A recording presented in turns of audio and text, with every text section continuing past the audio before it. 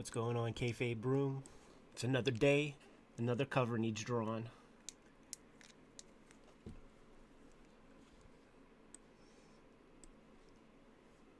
It was a good day today. We had a Kayfabe recording session, Jim and I, and put some good vids together for you guys. What's up, Linkovich? Roy Double D. The gang's all here already. Sharpen your pencils. Make some caffeine, some coffee, some tea. Got a cover to draw. This is going to be a wraparound cover. The spine is this line right here. So this will be the front part. This will be the back. I think just these two characters are going to be in black line when you see it in print. I think the line of these panels will be all red with maybe yellow behind it. Maybe I'll do some spatter behind, like blood spatter behind these figures there. I don't know. We'll see. That's the cart before the horse, as they say. What needs to happen right now is this goddamn thing needs to get drawn.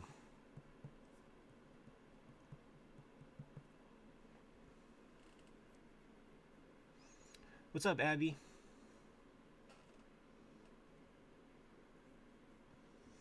Gotta thank you guys also for how Red Room is developing, because these pre-orders are staggering. Yeah, it's 11 by 17 piece of paper sideways. I'm drawing the cover basically to size. This is not one of the monthly comics. This is going to be a cover for what may be a comic that cost you $0.00 when the time comes, allegedly. And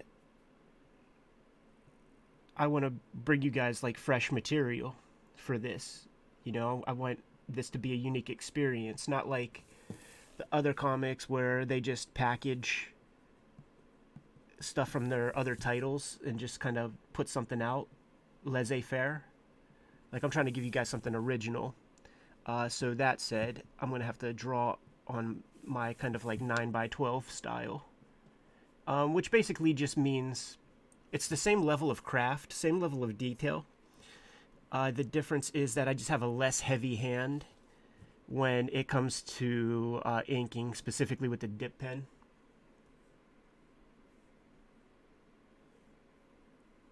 I'm using this pen just on these kinds of textures because it's just quicker. Trying to think about the light. I'll figure that out in a second. So there's like several textures that are going to require this. You know, she's got all these little fur gimmicks. But I have 8 more pages that I have to do for that alleged $0.00 comic. And the deadline is very, very quick. It's going to be here before I know it, so I have to be on the ball. And I have 4 stories that I finished for that, short stories. They're actually the things that are being serialized on the Patreon as we speak. And one of them is complete. Basically, all the stories will factor in with the first 4 issues. And I have this other 8-page section of real estate to deal with, and I think I'm going to do something a little differently. In the red rooms, you only see the characters from like the waist up, so I'm thinking do some kind of profile stuff where I put a call out even to cosplayers, like, you know, those old Marvel Universe, I forget what those they're not even books. Remember when Marvel put out those character profiles where it's like front, side, back view, and it came in those little plastic shrink wrap collections of like 20 pages, and they would have 3-hole punch holes in them so that you could put them in a binder in your Trapper Keeper. Thinking about doing something like that. We'll see. And by we'll see, that means I better figure it out tonight and get started tomorrow.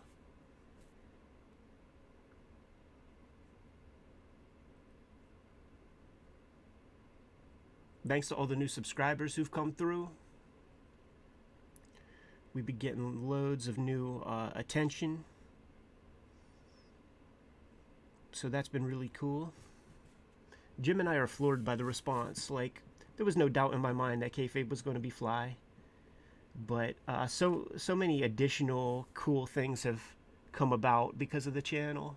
And it's all contingent on you guys, so much appreciated there.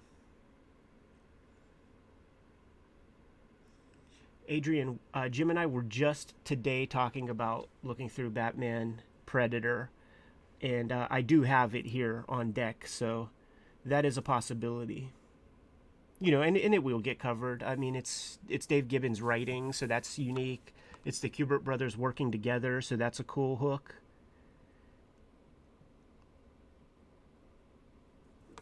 And a lot of you asked for it after you saw the Frank Miller, Walt Simonson joint. That I would say that was the most requested thing that we should look into, and we definitely will. We didn't do it today, though. We only did 9 other videos.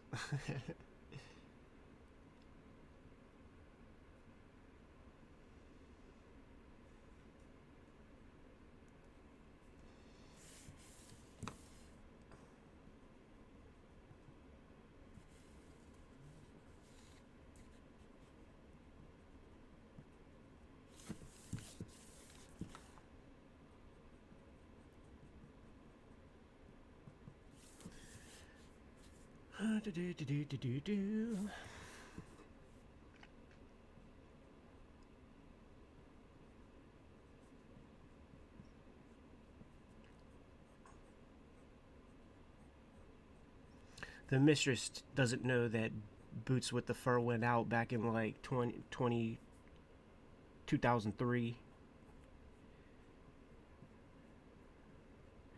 She lives in her own world. And I like them on her because I feel like it makes her look kind of like a warrior.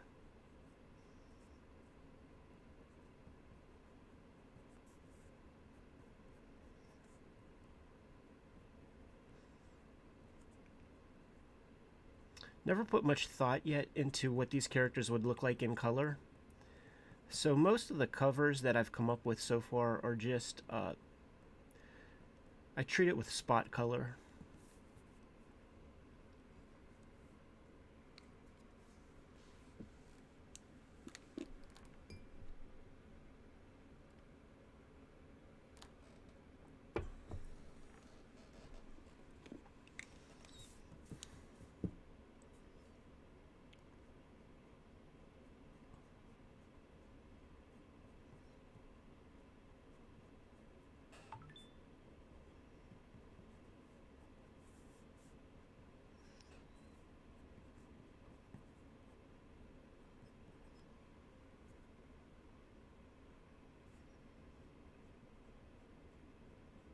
Thank you for the congratulations on the pre-orders, and I must thank you guys, everybody who has pre-ordered so far. Thank you so much. Very, very cool. I had a certain number in mind of how many pre-orders I was hoping for, and I'm talking about pre-orders total before May comes along. You guys exceeded that in one freaking day, so I was clearly conservative with my hopes. So now I'm greedy. Now I want to see where the limit is. I want to see how many we can sell. And just in conversation with Jimmy, I know he's stoked too, because when you see what he's working on, it should yield double the amount of attention, at the very least, to be honest. So I'm stoked for that too, man. Let the Kayfabe boys take over the game, you know what I'm saying?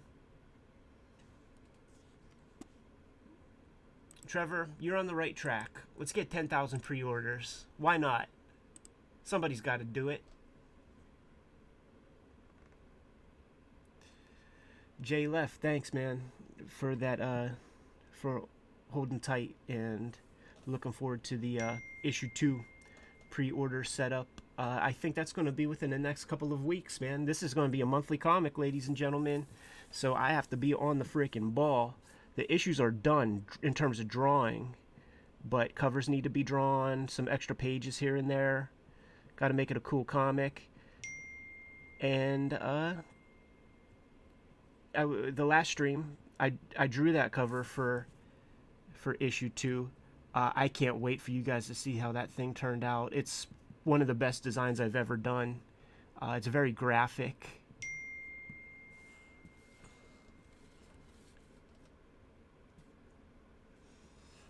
Yeah, it's for sure unusual for Fantagraphics to be doing a monthly.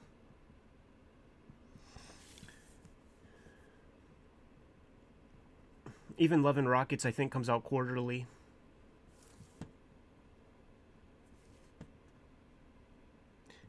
And I don't know that they ever really did monthly comics. I'm not sure if Hate was exactly monthly. I think it maybe was bi-monthly. It's weird for a single person to be doing a monthly comic. I just spent the last year getting myself ahead in order to make it possible. And I don't know that I live below my means, so I could make that sacrifice. You know, it's not something that I would be comfortable doing if I had mouths to feed or something. Because comics is weird. The person who created the work is the last person to receive any rewards from the work. So like I get paid last. The distributor gets their loot first. The stores make their loot second. Publisher gets their loot third. And then the person who created the thing that everybody was eating off of, they get that pay in the end. It's a weird system. I don't know how else it could be done, but it is the way.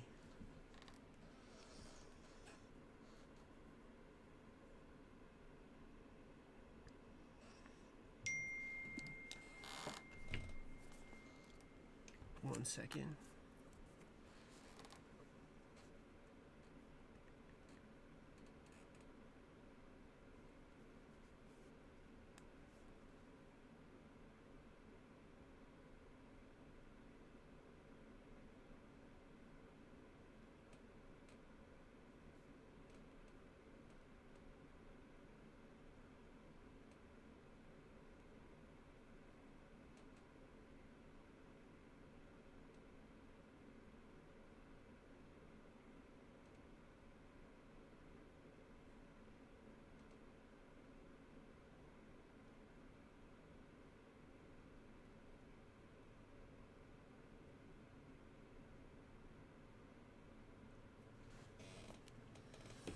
A lot of moving parts to this process.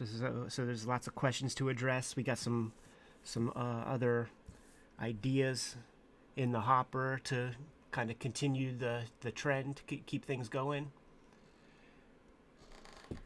Funny you say that, Jay Left, because I was just talking with Mr. Vigil earlier today. Stay tuned.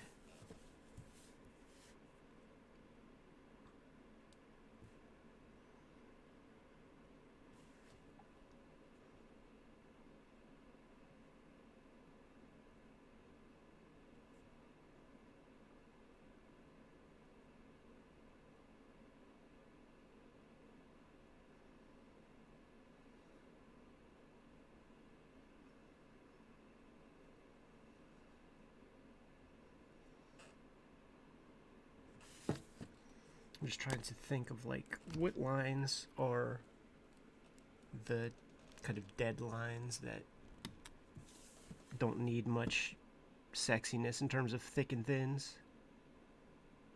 Certainly a gnarly Rambo blade. Needs to be reasonably straight.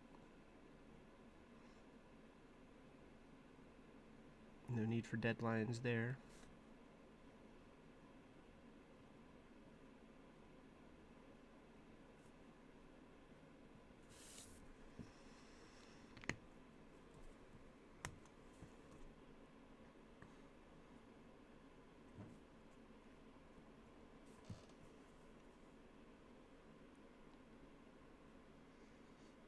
Nick, thanks for that pre-order, man. Future Wizard episodes. We have, I think, 5 more that we have already recorded and put together, but they're kind of like in a queue for when we have to take a week off or something. It's proven very successful for us to do stuff daily. So we want to keep that rocking, and also with the current kind of conditions that we're all living with, who knows if one of us, Jim or I, goes to the grocery store and gets exposed to some bullshit and then has to quarantine for a week or two.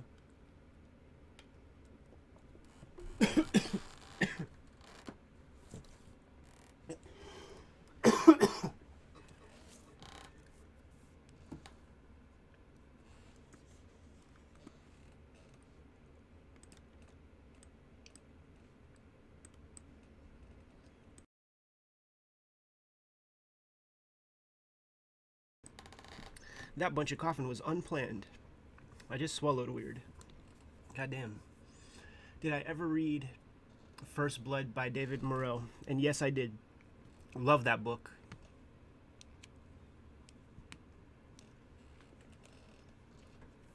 Love that book. He's talking about the Rambo novel, and there's so much cool stuff to that. Also, by the way, like the language on the front cover of Red Room issue 1, where it says something about acts of carnography, that term was like coined in relation to First Blood.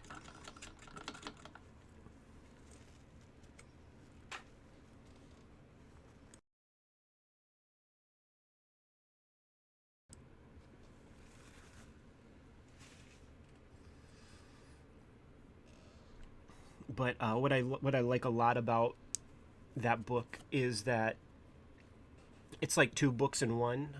Like when you're following Rambo's point of view, because that's what it is. You're following a couple points of view, and when you're following John Rambo's point of view, the book is like a chase book, a fugitive book. But when you're following the cops in the book, it's a straight up horror novel, because there's this Green Beret out there in the woods, and you decided that you have to go find him. You caused him grief. You set him off. You triggered him. And now he's off in the woods, and you're on your high horse and you have an ego, so you got to get this fool. But he's a Green Beret. So the book, that part of the book reads like Freddy Krueger or something. Jason Voorhees in the woods. The cops are looking around for him. And if you remember, like in the flick, John Rambo doesn't really fuck up anybody. The one cops that really, well, he fucks people up, but I'm talking about mortal danger. The cops in the helicopter die, but that's part of their own doing. There's the guy with the tiger traps, whatever. But like in the book, there's this one part where the Jakes are in like some thickets of grass, and they're trying to stalk John Rambo.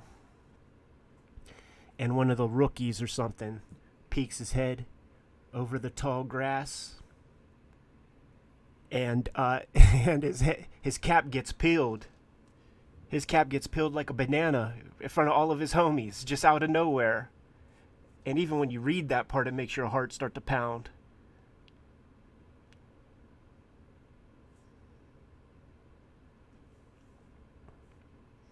So if you hear me waxing, it's because I recommend that book a lot. Read it a couple times.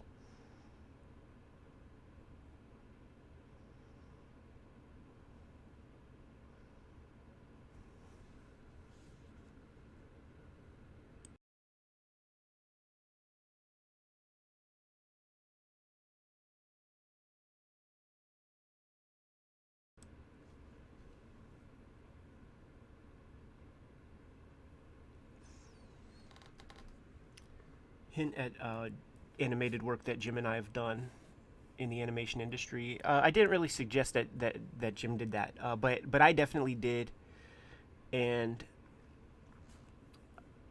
I don't know, like the art director that I worked with on that project, he pops into the chat rooms every now and then, and I'll ask him if he thinks enough time has passed. It's been at least 10 years, so I think it's safe to say that nobody would give a shit if I did.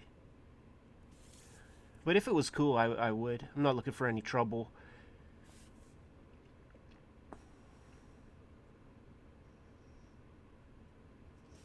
You know, this kayfabe thing is all yucks. It's all fun, and not looking for any hassle.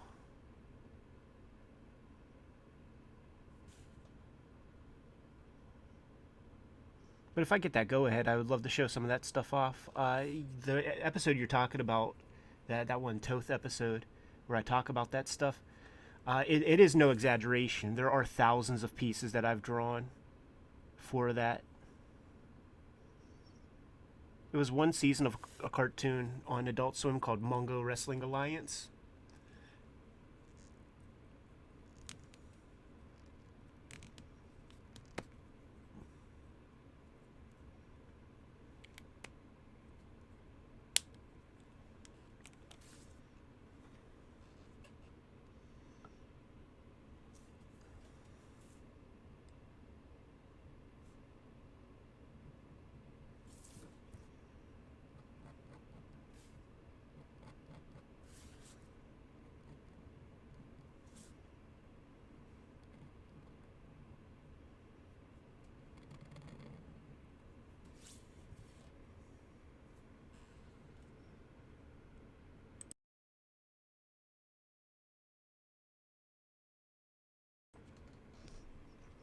But I had to draw all kinds of things for that project. I had to draw all the characters, turnaround poses, mouth charts, hand charts, because one of the characters had a janky finger, so they needed a special hand in every possible position. All the keyframes I drew.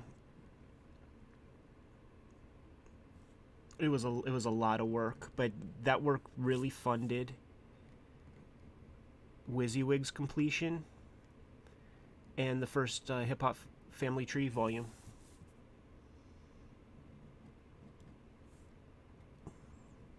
You know, in that spirit of what I'm working on now, it's like you lay down for the 3 count, you do a job, you take some money, and then reinvest it into the real shit, the stuff that you want to be working on. And then, if you're lucky, like, and one of those pieces catch on, then then you don't have to do any jobs any longer.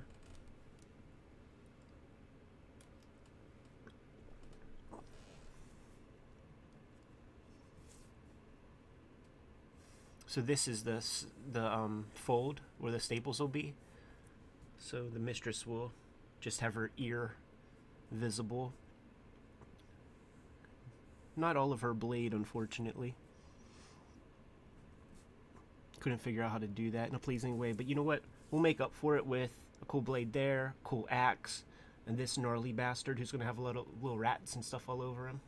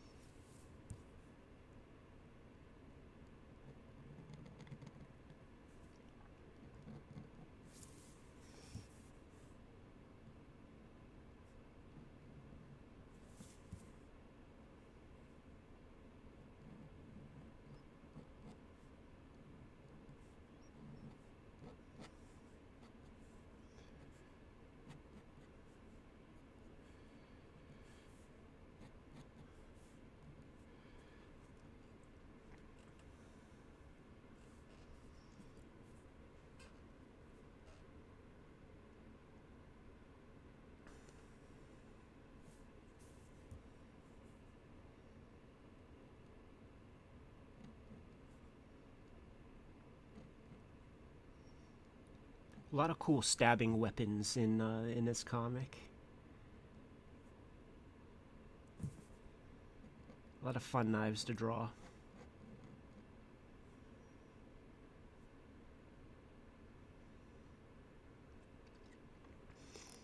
John V, we just looked at a little bit of Galassi work today. Maybe I'll make that video live tomorrow. It's not specifically about him.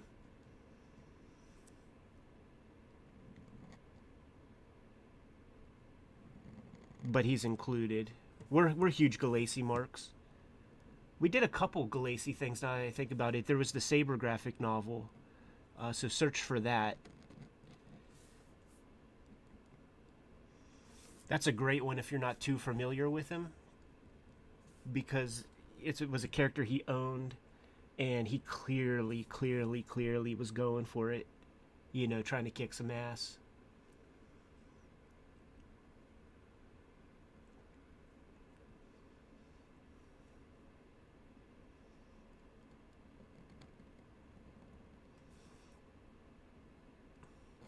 Yeah, I was talking with Jimmy about these streams earlier today, and it was just like it's like our version of Twitch.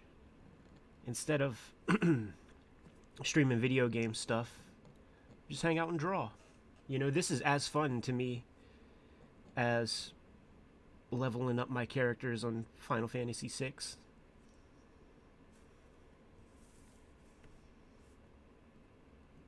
I can't lie. This is more fun.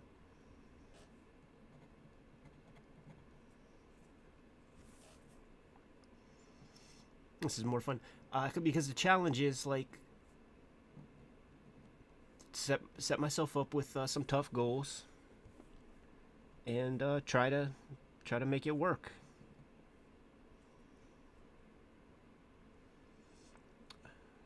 Michael Lightfoot. The pen that I'm using is called a G pen, Japanese, and the ink is very simple, cheap shit ink called Speedball. Nothing special at all.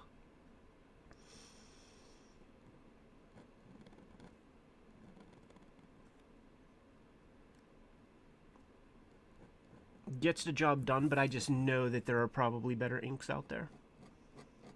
Just haven't done much investigation. I don't have that. I don't invest that kind of time. You know, I'm always making stuff. I can't remember having much downtime in my professional life at this point. I always go from one big ass project to another big ass project, and I think I'll probably keep that mindset until I'm in the dirt. You know, I didn't get into this game to not grind and not do it. You know, I love the excuse to just be able to hang out and draw all day.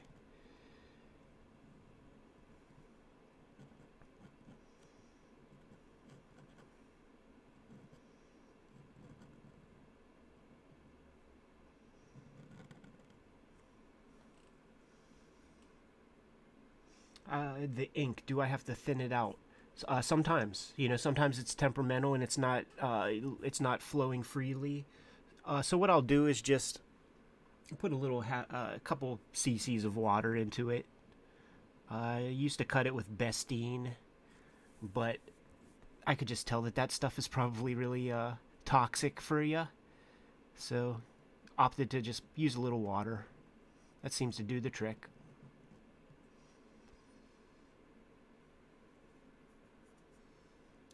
Radman, thanks. Yeah, the Miracle Man piece was really fun. That was still when Axel was editor-in-chief over there at Marvel, and hit me up with just like one more hip-hop cover. That one was done way later too. Something tells me it was before X-Men, and something tells me he just wanted to hook a dude up.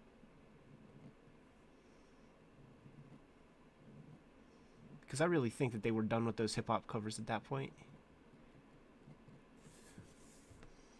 And I asked my editor at the time, yo, man, can I leak this cover online? Like, you guys are never going to be able to publish it with all the nonsense rights issues. So the dude was like, I can't tell you to leak it. You know? Didn't say no.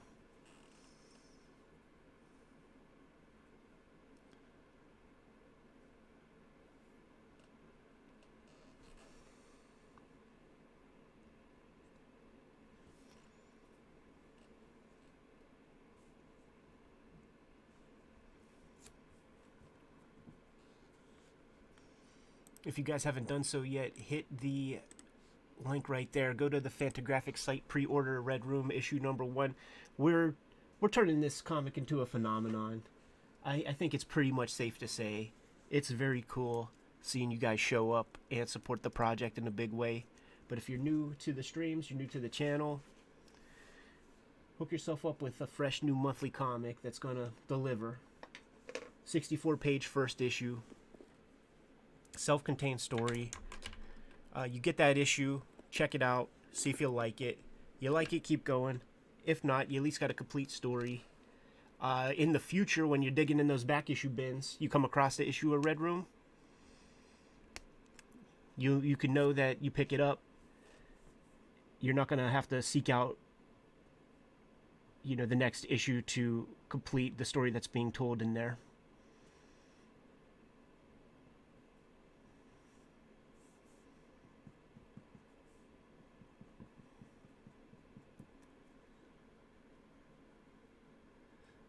Kill the Giant, thanks for that pre-order.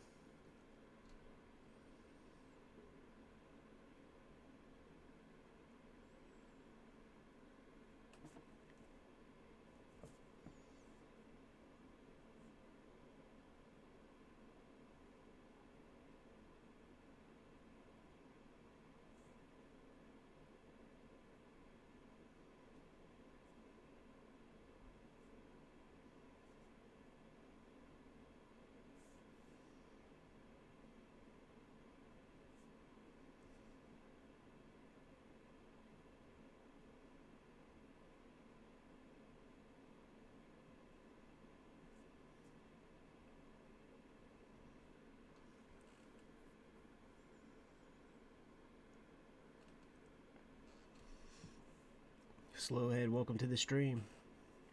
I feel like it's not a proper Kayfabe stream if Slowhead doesn't pop in for a hot minute.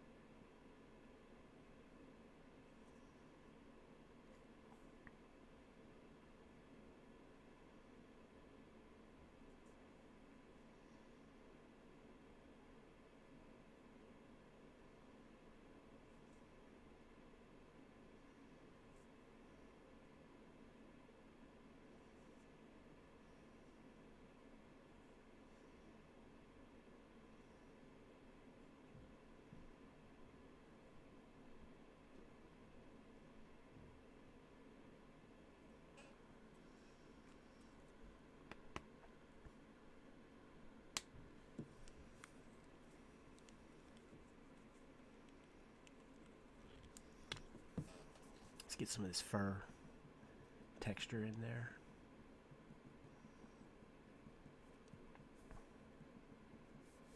I figure the light will be coming from there.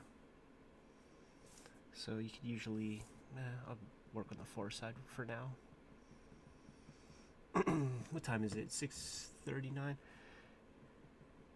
I'd like to get this cover done today. I think I'm gonna work on it and complete it before I let myself go to sleep.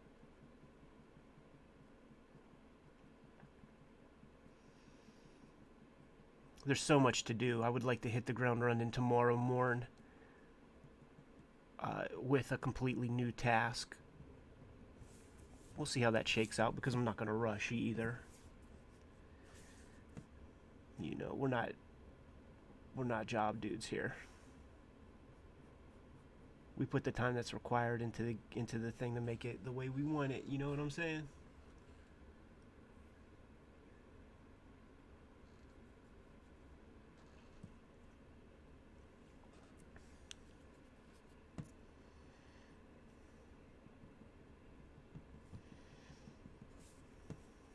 Yeah, not saying I'll do the whole thing on the stream. The cool thing about the stream, though, is that it does keep me in the drawing chair without shuffling around looking for fresh music, movies to watch. I can't sneak off and go play F-Zero for a couple of races. It's like time to do the work. There's one cheat piece I'm gonna do with this cover, and it's going to be, this is an image that's in the 4th issue, and I'm just going to copy paste this guy into it because it's a real strong splash page.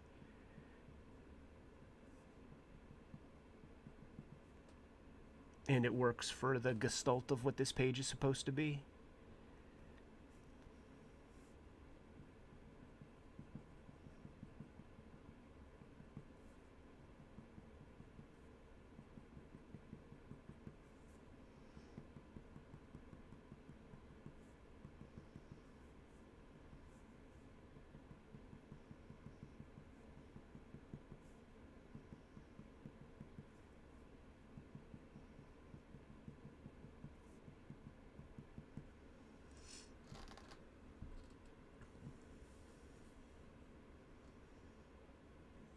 Stormcrow, welcome to the stream.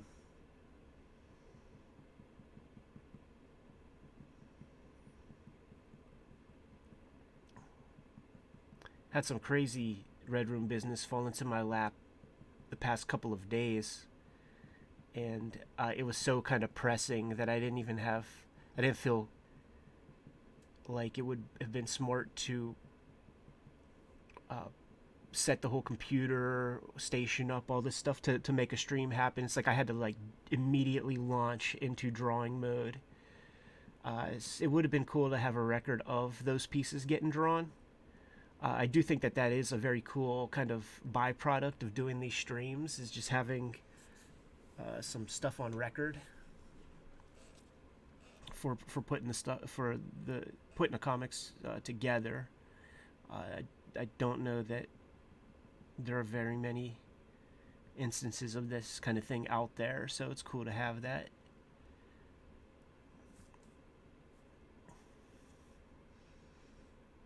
And I promise you, Jimmy is chomping at the bit to start doing some streams again himself. And I'm sure he's going to the second it makes sense. Sean E, #1 comic influence? Impossible. Depends on the minute of which day. Basically, you watch this channel, you check out this channel, scroll through the vids, you're going to see the influences.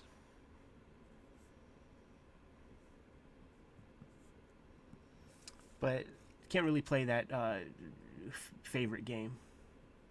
Too many.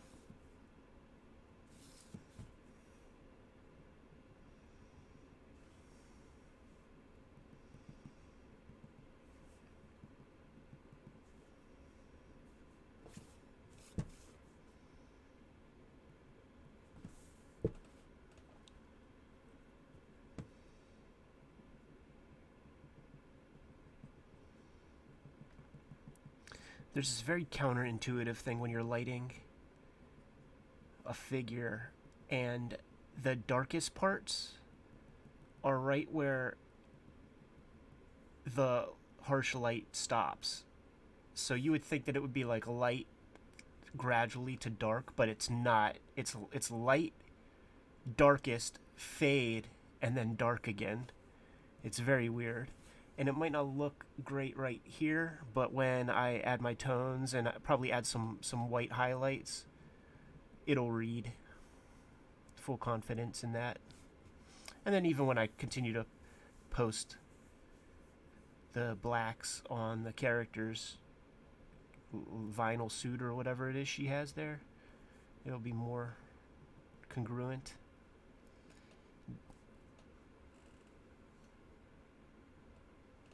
G.A. Alexander, thanks for the super chat. Asks, how do I film myself with these streams? Is it a phone cam or webcam? It's a webcam. Logitech, whatever the good one is. Software is called OBS. That's the standard, I guess. Got the Yeti mic rocking for that buttery audio from my nerd voice.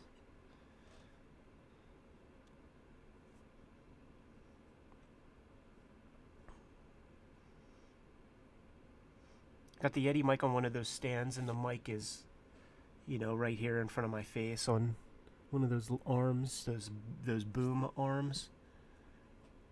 It's a whole setup over here.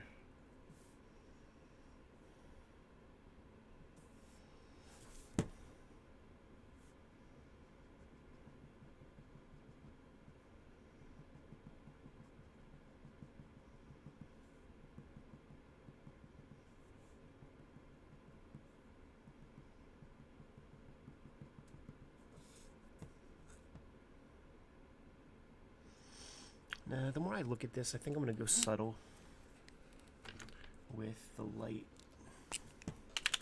No big deal.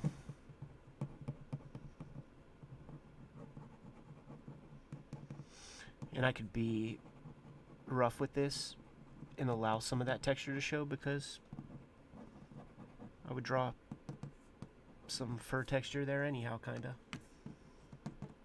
And still will.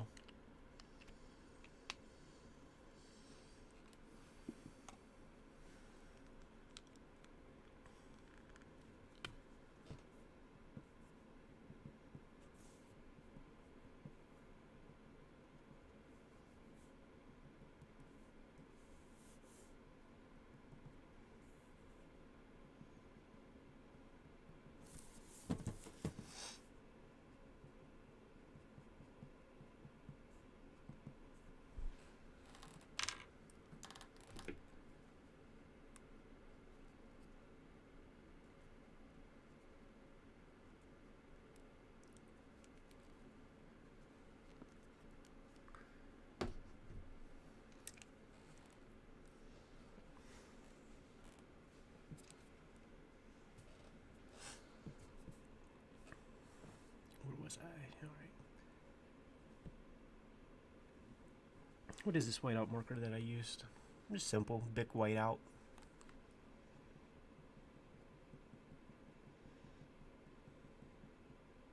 I use a bunch of different white media for the whiteout part of the process. I use those Presto ones that everybody uses. But when it's something that definitely needs a fine, like, sort of ink job over it, the leader white number 2 is the one to go to. The ink absorbs into it, so it doesn't just sit on top and take 10 years to dry, which is very important. I'm sure that's like one of the number one reasons why the mangaka use it. But it's smooth, dries fast. You could ink over top of it very smoothly with pen, brush, whatever your implement of choice is. It's a good tool.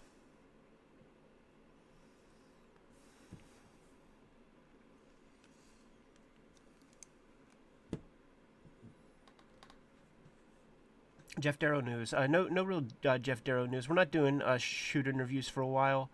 It's just too time consuming and not the greatest use of our time. For everybody here who's into the interviews, there's 20 people who just want to see cool comics reviews, and it just makes more sense right now for the time that Jimmy and I have available to do what we're doing. The workload's going to be very heavy for quite a while, so that's going to be the modus operandi for 2021 at least, I'm sure. If certain things fall into our laps, it's going to be impossible to say no. But there's just a lot of extra work that goes into the interviews. A lot of reading, a lot of prep, coordinating schedules. Doing a YouTube thing is super fun, but we are cartoonists first. And now your homeboy, the cat is out of the bag, and I'm working on a monthly comic, so shit. Doesn't leave a lot of room for much else. Past couple days, man, I got like 3 hours of sleep because we were doing prep, reading a bunch of stuff, and got the deadline on this issue, and it's way closer than I thought it would be. And at any point, I can tap out and just say Fanta. This issue was going to cost $0.00. Can you put a house ad or two in here? But that's not what we want. You get a comic, you wanna have a cool magazine with a lot of rad shit in it, not just house ads.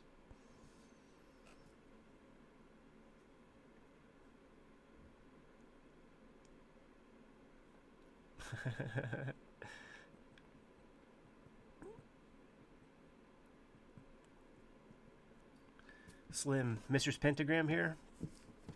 She never gets her hands dirty. She just will hand this knife off. But she's the boss. You know, she puts people up to do the ill shit, to do the wet work.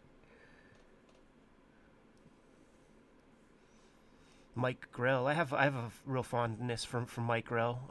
One of his 70s Green Lantern comics was one of my early, my first couple 5 dozen comics. My first 2 stacks that I kept underneath my bed. This is a good one too. The cover, he's like ripping apart his costume, and I think there's like a burning lantern shape like on his skin. Very provocative image.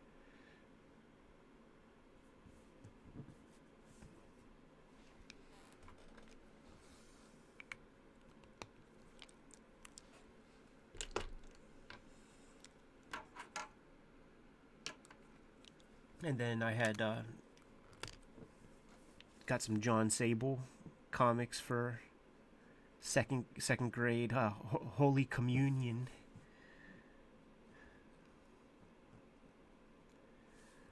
I was real mad too, man. My aunt got that stuff for me, and I'm like, what's up with these? Like, can't you find a damn Spider-Man comic? Like, what are these first? Grim Jack? What's Grim Jack? Never heard of Grim Jack. And of course, I had it, I read it, I loved it, and became a giant fan of Tim Truman and Steve Rude.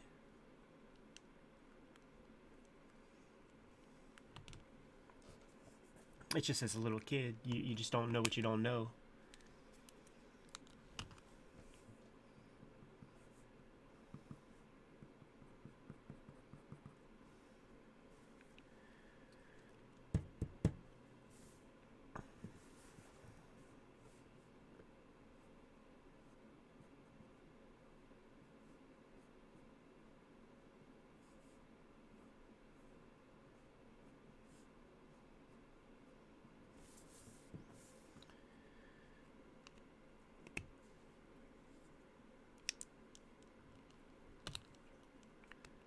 Time Beavers.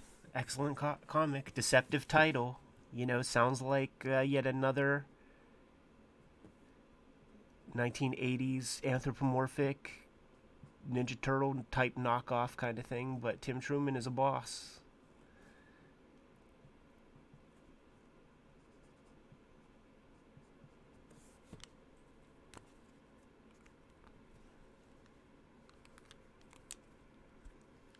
Mike Plug is awesome.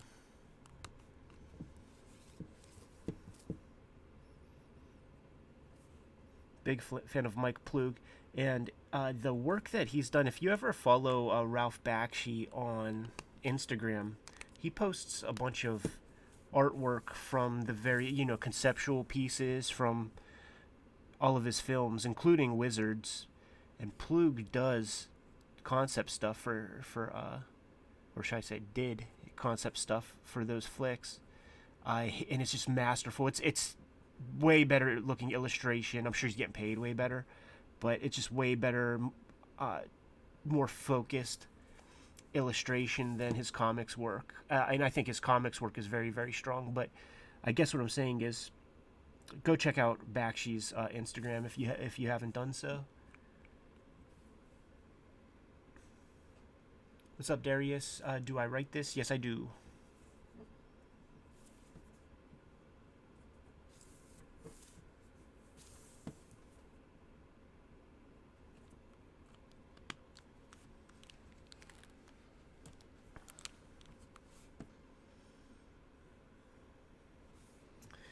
I do not doubt that there will be a Space Beavers episode at some point. Once again, another one of my first couple dozen comics, and then it's only many years later where I'm like, oh, that artist like grew on to be somebody. And not only did he grow to be somebody, I mean, he's Derek Robertson, great artist. You know what the first Derek Robertson comic I think we'll handle on the channel, though? I think it's going to be the 2-issue run that he did. I guess it was probably a fill-in on Punisher with Garth Ennis. It's a Wolverine guest star. And Wolverine gets shot in the face with a shotgun. And so he gets shot in the face with a shotgun in the first issue, and then the entire second issue he's running around with what amounts to like a Terminator face, just like a metal skull face with eyeballs and meat and gristle hanging off of it. That's kayfabe worthy comics right there, people.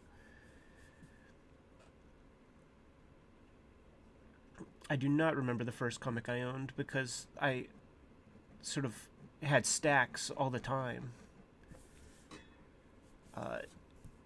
They were just kind of always around, but they were when I was a little boy, like they were treated as like consumables, like a magazine. It's a weird fucker that keeps their magazines, and for a while it was like read it and then it just disappears. Mom and Dad, chuck it. How many Batman comics you need, son? It was when I started drawing that I really sort of got caught up on the collecting part. But that still happened pretty early. 5 years old, maybe. We did that Batman Year One episode, and it made me realize, like, just going through my back issue bins, like, that the last 2 issues of Year One were my first Batman comics. That's some wild shit.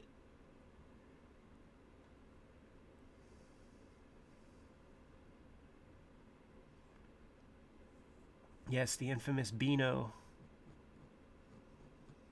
One of those great coincidences in comics history where a character called Dennis the Menace made his first appearance in the 50s in Beano comics, the same week that Hank Ketcham's famous American Dennis the Menace cartoon strip debuted. Neither cartoonist the wiser of one another. Beano Dennis the Menace, brunette, with the same shirt, by the way, red and black stripe. Funny how that kind of coincidence happens. It's kind of like one of those great coincidences, like what is it, Dark Side of the Moon and Wizard of Oz.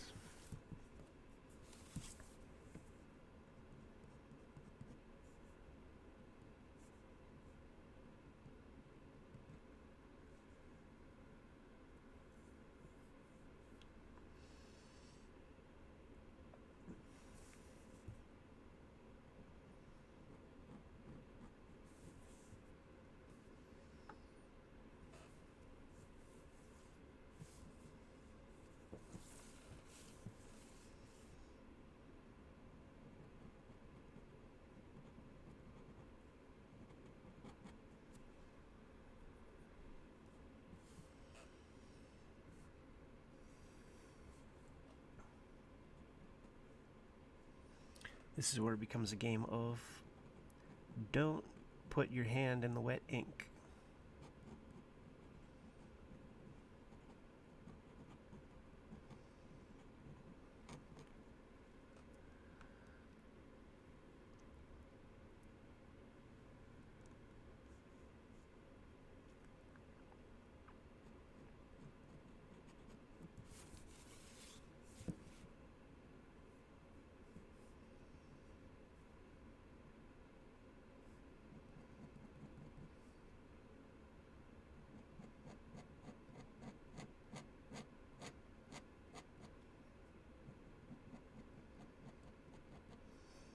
And there will be duotone on top of this black to kind of sell the leathery texture of it.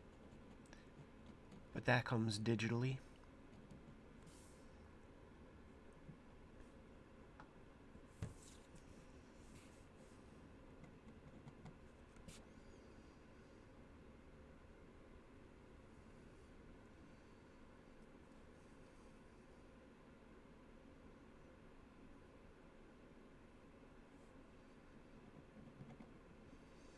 Yeah, I definitely had comics before I could read the written word.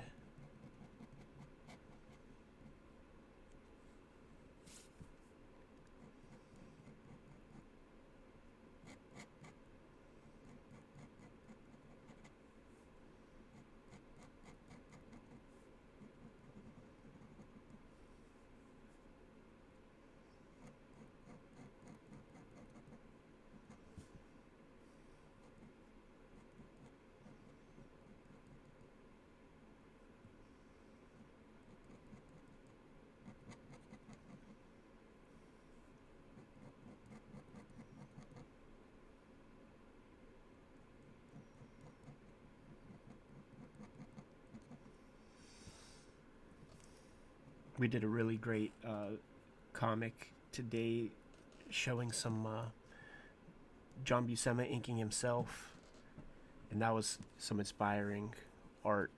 You guys are gonna love that.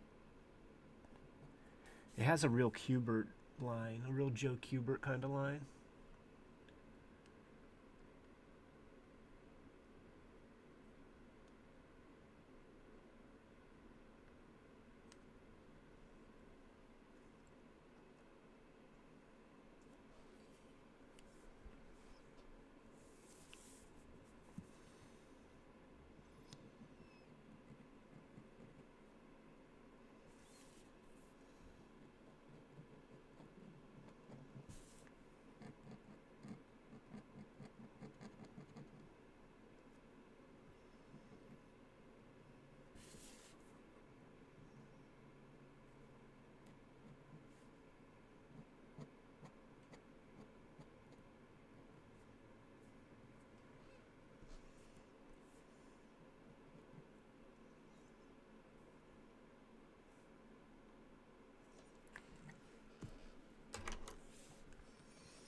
Gotta think this out a little bit. Cheek. So come like here, boom. And then we'll say here, we'll say like that. And then feather it. Something like this.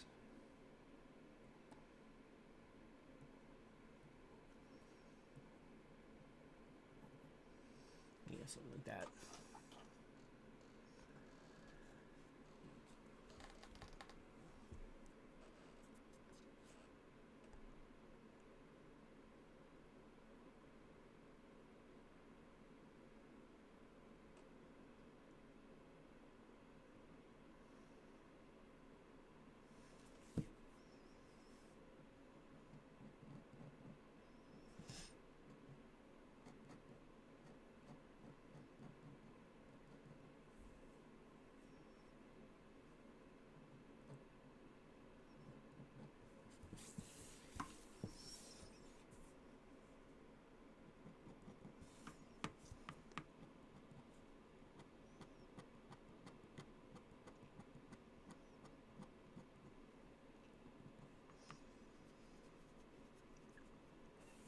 At a certain age, I started uh, just asking for comics for Christmas, and I think about how the local comic shops just fucking took my parents for a ride.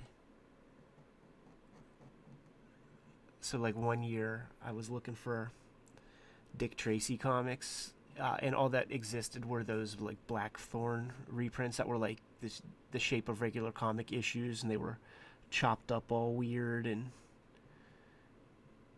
formatted kind of crazily.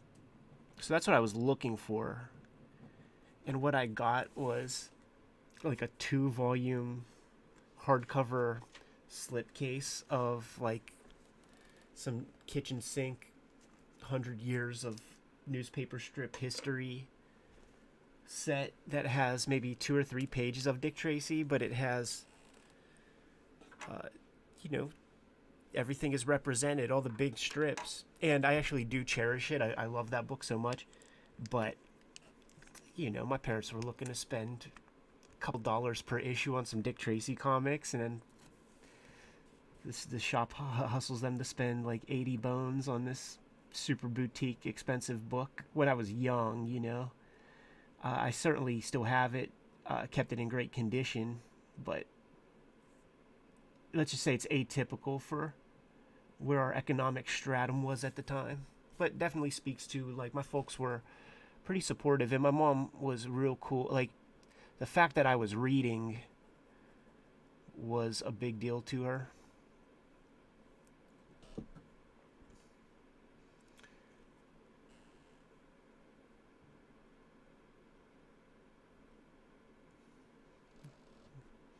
John V, thanks for the props, Holmes.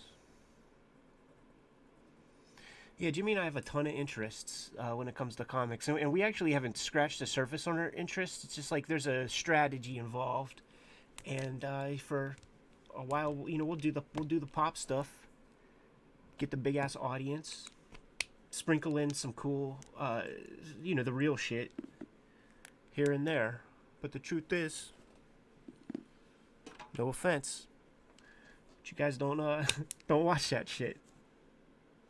You guys don't watch a lot of the real stuff. You know, some of you do.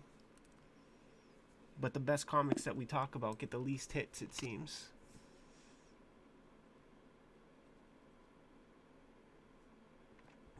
And when we're playing with the exponential possibilities of the internet,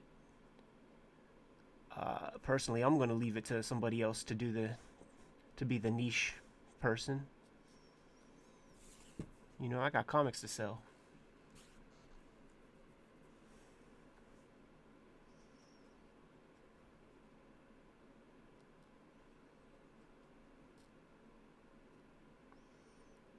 You guys made me super happy though by making that Crumb video so big.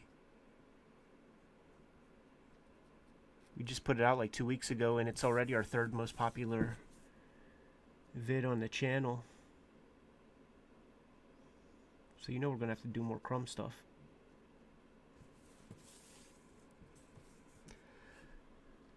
The mistress is shaping up.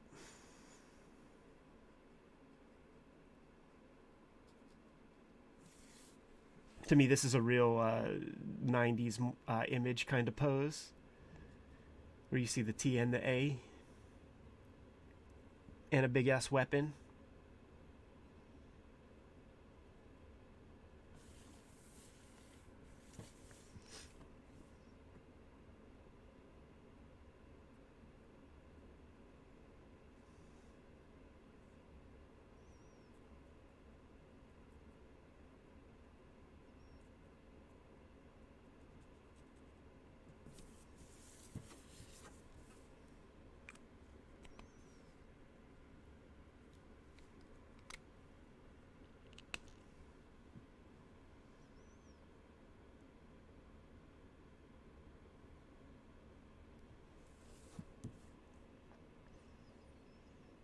Yeah, Clark Kent, thanks, man. Like the whole point of doing the channel was to try to create the YouTube channel that I would watch.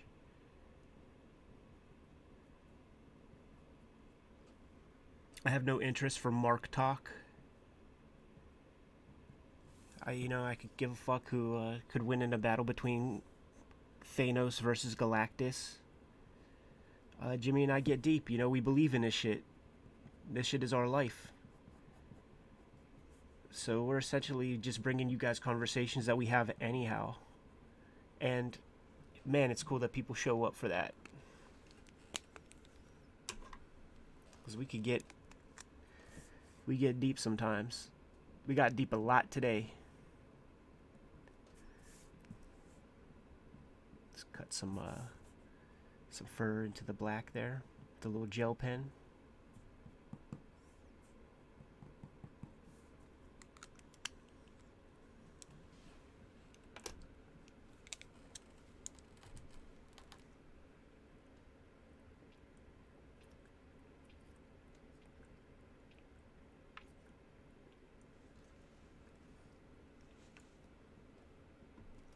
Congrats on completing your 1963 collection.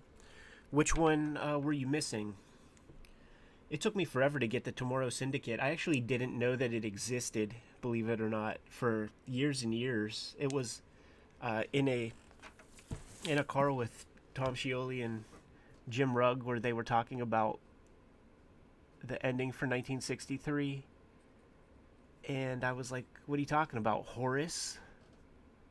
And you know, they explained the whole deal, and I actually thought that they were busting on me and telling me a lie because it sounded too crazy. Got that Tomorrow Syndicate book the second I got home, and just mind blown. Tales of the Uncanny, good issue, man. Glad you got to check it out. Hope you got to sit down and read it.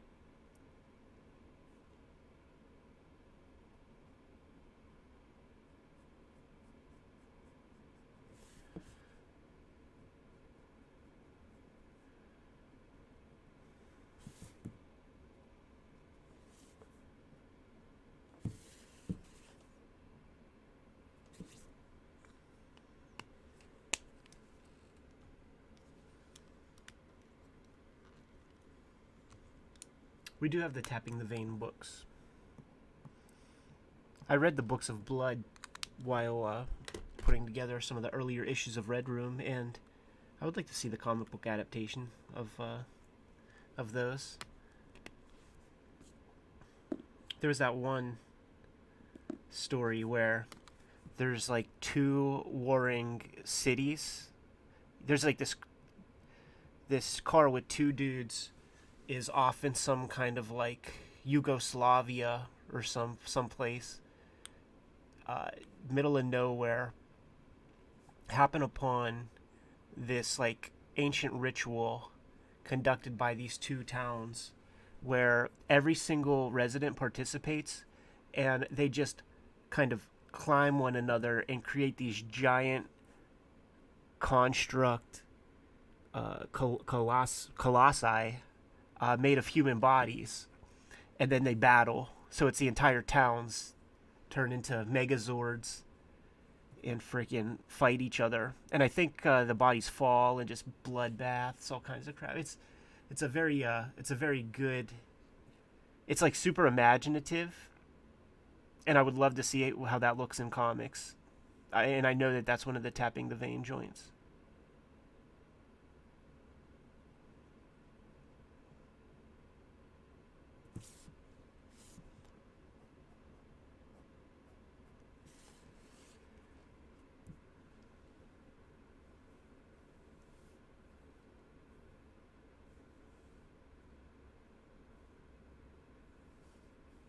Yeah, that's it. In the Hills, the Cities.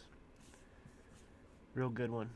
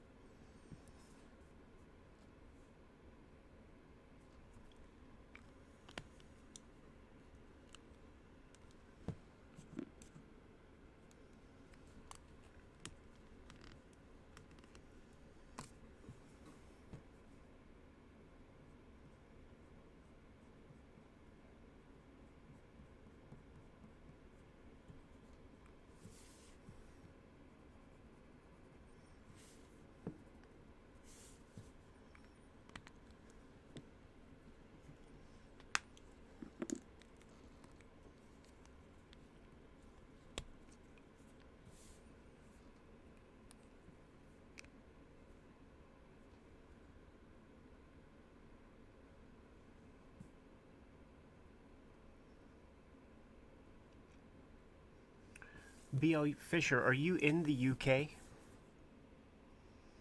Is that where you got your Clive Barker book signed?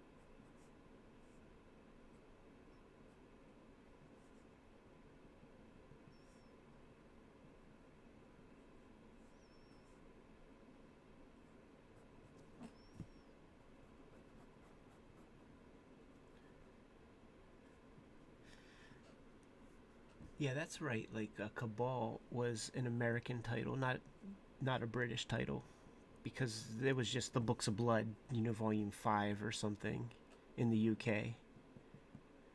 I think Cabal's the one that has Nightbreed in it.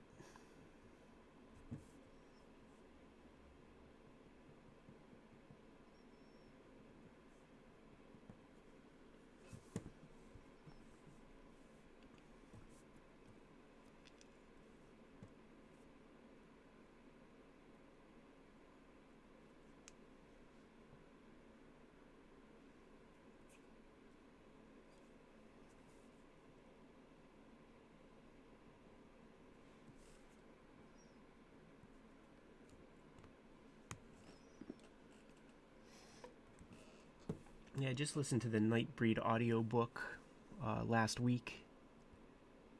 So I guess I listened to Cabal last week. It was okay. Some of that magical shit ain't my speed, really.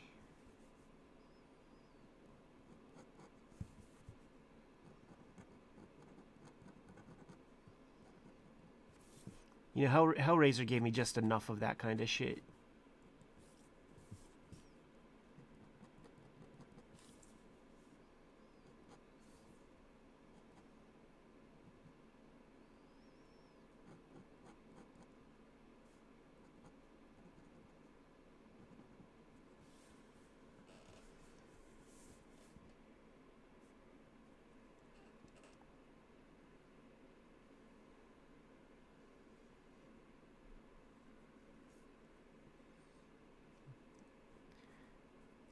Eight-bit, that's very cool. Oh, you know what? 8-bit. Have you ever seen my X-Men Grand Design comic?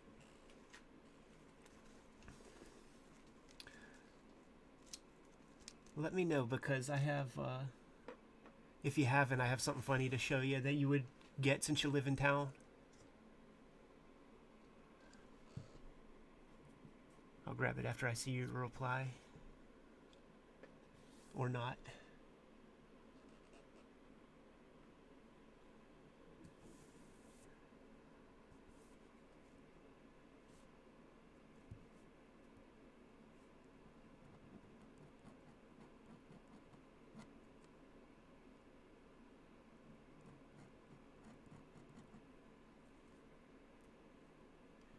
Okay, cool. I'm gonna show you in a second, especially if you live in Northampton.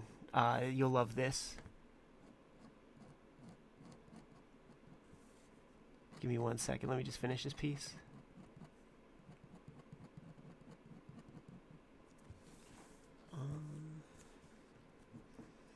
Remember, I'm giving myself a note here. That is very, very wet, and that'll still be wet when I come back and sit down, so I better not put a book on top of that.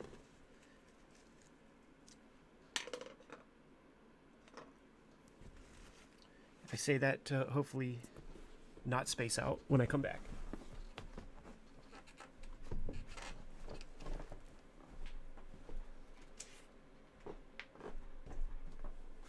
All right. Let me see here. I even forget what issue it is.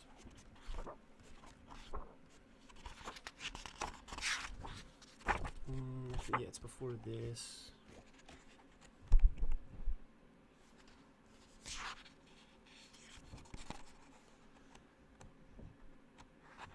I seriously forget.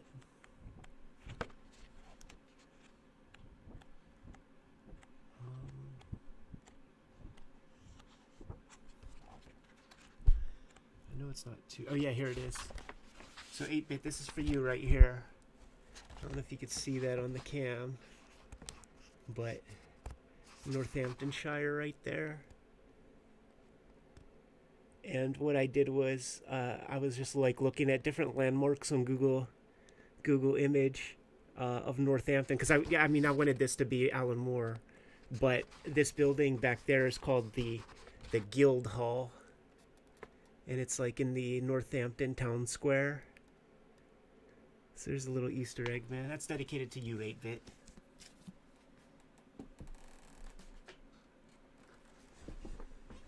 assuming that 3/4 of a mile is still Northampton area.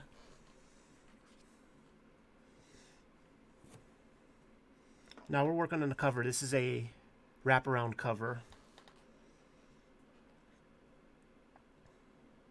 Working small because time is of the essence.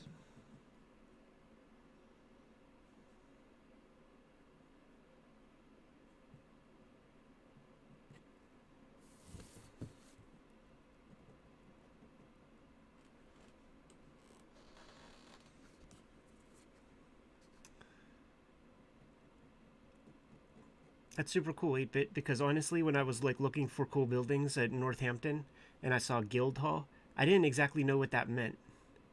I don't know that we have guild halls here.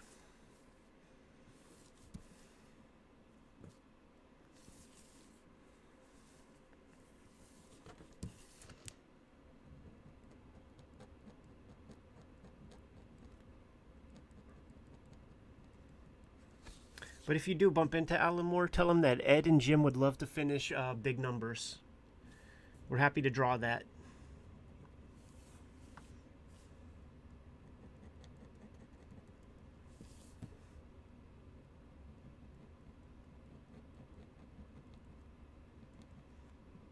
And we also will never claim to be half as good as Bill Sienkiewicz or Al Columbia, but we will take a discount.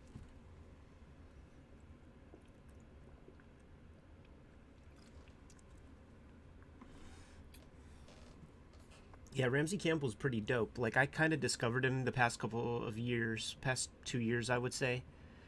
And he edited some great horror anthologies, so that's where I initially discovered him. And totally dig his work. And he also has a good eye, you know? Like, some of those stories are clunkers. Not his, but the ones that he chose for the publication. But great great stories just don't grow on trees. So I'm sure, you know, he had a page count that he had to fill and whatever else goes into editing an anthology.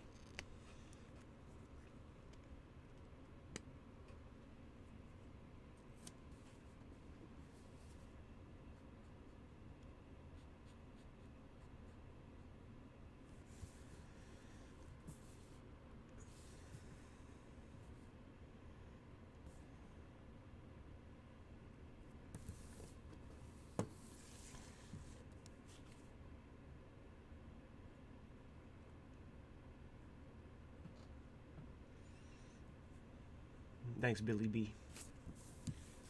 Yeah, I kind of like this costume. I like the kind of bug alien motif.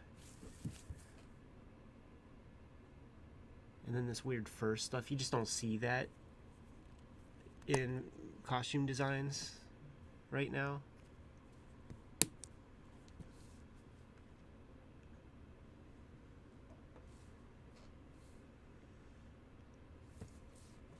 The two most time-consuming pieces are going to be Hurtful Figure and Poker Faces. And then after that, we're sailing because we just really have these two. We have this guy. And I might just trace this off and do some cool lettering things.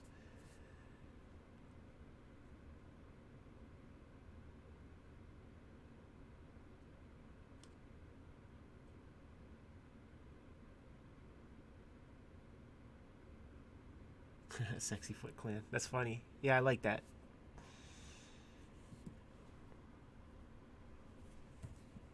All right.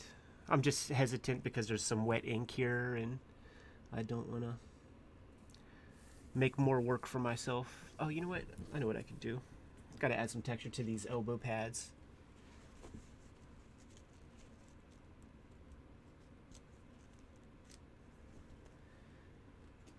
I do dig Cronenberg.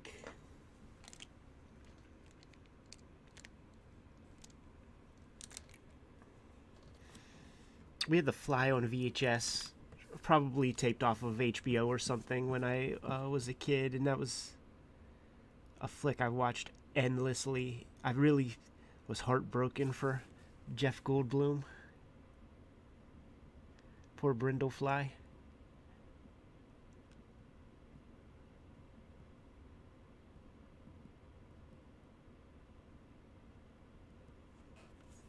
I haven't seen that in a long time though. I bet it'll. It's like I seen it so long ago that I bet it will rekindle crazy memories that I haven't thought about in a long time.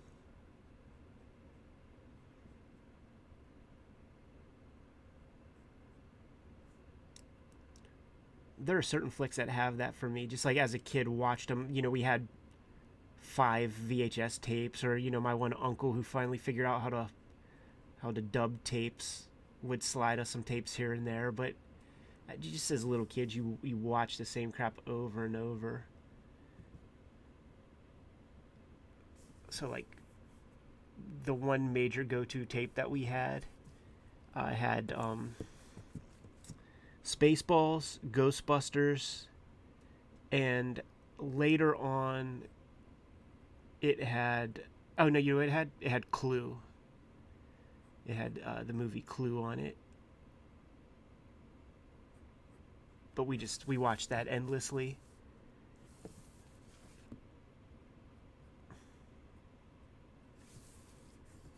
Enough so that that flick is burnt into my brain. Like, probably can recite it verbatim.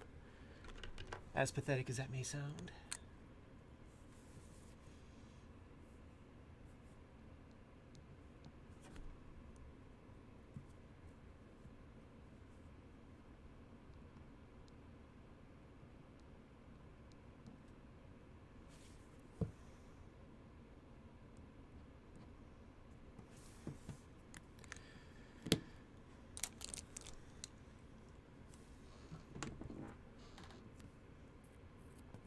Jodorowsky, yes. Yes, saw El Topo. Uh, it was okay. It was okay. Like, it got kind of spoiled for me because the people who were talking about it that kind of put it on my radar was like audio commentary tracks with John Waters and I forget who else. Maybe Wes Craven. And I like those movies a lot, in reference to Pink Flamingos and Last House on the Left, I guess. And they just said that what you would want to do if you had a movie out that was going to be playing midnights, was you wanted to follow El Topo because so many people would come out to check that out that just the inertia of that crowd would yield you a good audience for your midnight movie. And I had certain expectations and just didn't get them. But there's obviously some very cool stuff in El Topo. It just wasn't my thing, really. My favorite Jodorowsky thing is just Jodorowsky's Dune. Where he's talking about making a thing.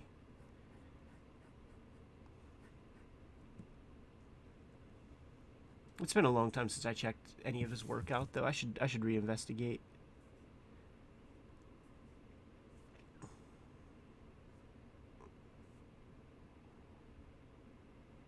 I just kind of become more open to different stuff as I get older.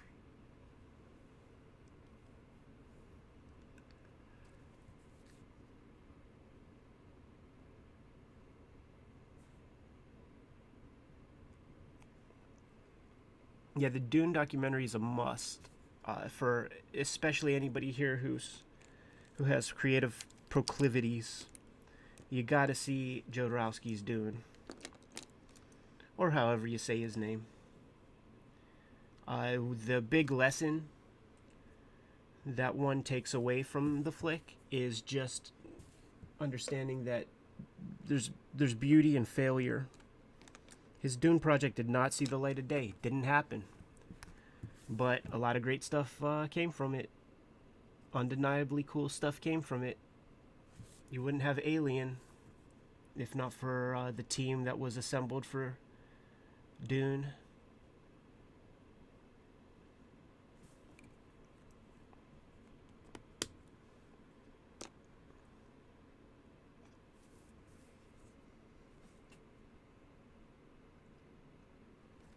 One of my favorite parts in that documentary is when they interview the son, and you could tell that he's a little bit mad that his father like made him, take karate lessons and become a super athlete for the flick because he was going to cast him as the one son character. And Jodorowsky's like, in order to make my movie, I would chop off my arm, so I must sacrifice my son to make a movie.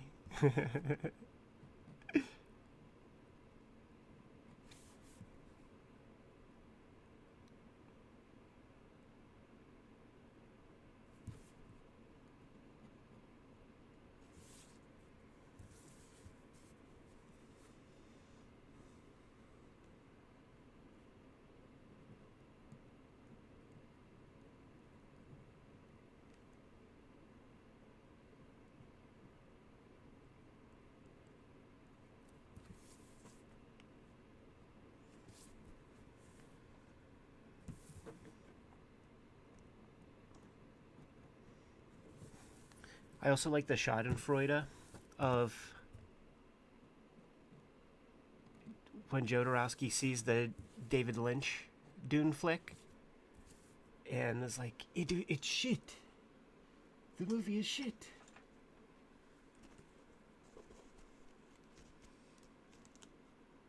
Have I heard of Warlock 5 published by Aircell? I have it.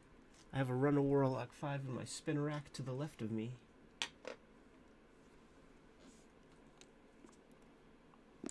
Love it, man. That cartoonist is awesome. Dennis Bouvier, Beavis, something like that. Did that Aliens comic?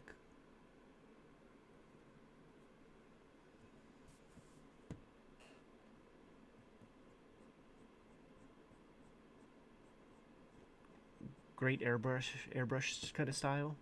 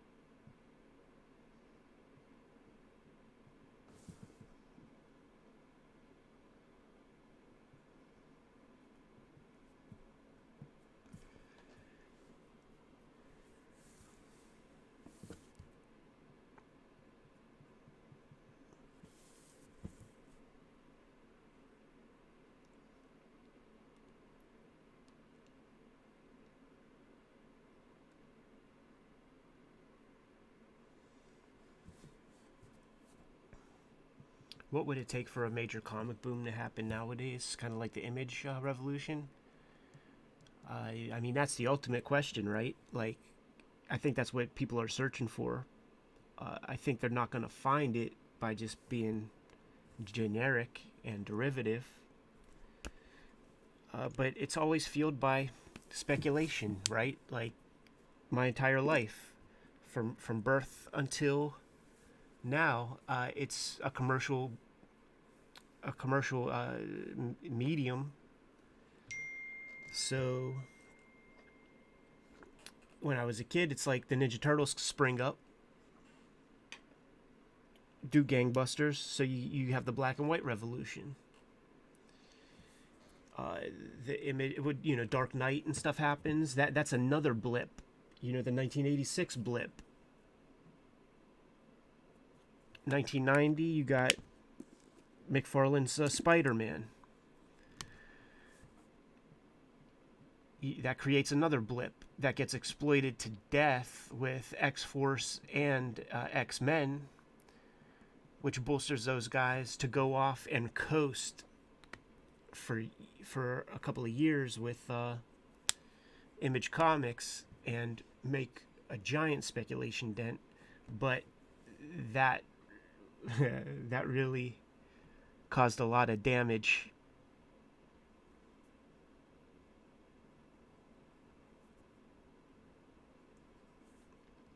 And then later on, you have the, I'll call it a graphic novel blip, because it wasn't a bubble.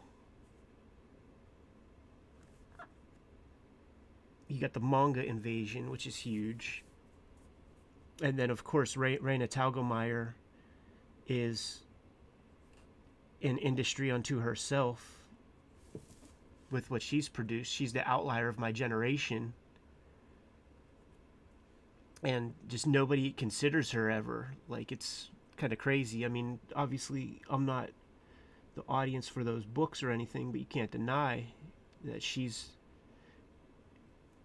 influencing a big swath of people who are going to be future cartoon. Like, if just a couple percentage points of people who read her comics get influenced, that's still a huge number. You know, I feel like she's Jack Kirby to a generation of girls.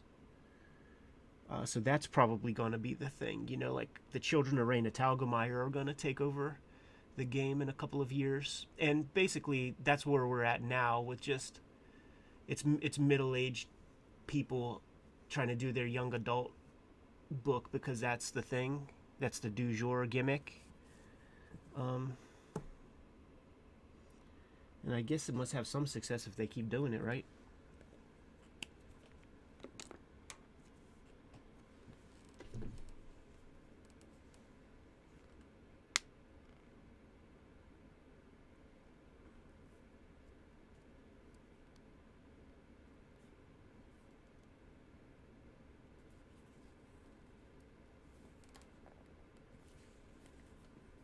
Boom, the calls keep coming in hot and heavy. I mean, Walking Dead's a big book, but it didn't do it. It didn't, you know, spark a movement. It's just that Walking Dead does really well. I know a lot of people like Tom and I used to catch lunch once a week together, go to this Chinese place, get some sushi and stuff. And the waitress lady had a subscription for Walking Dead because she liked Walking Dead. It didn't inspire her to check anything else out. And I don't know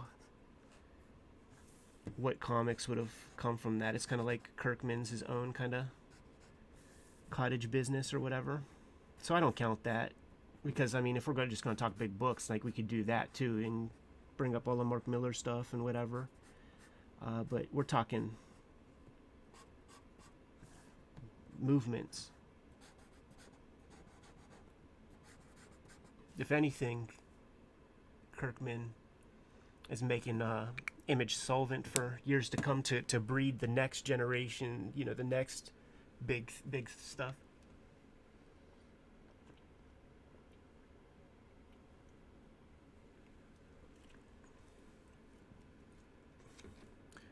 Issue 1 of Red Room is going to be stapled if I have anything to say about it.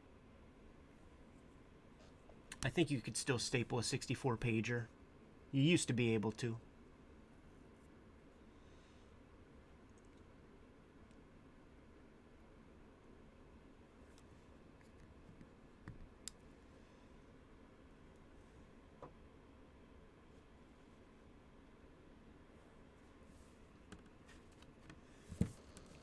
Make each of these shapes a little different.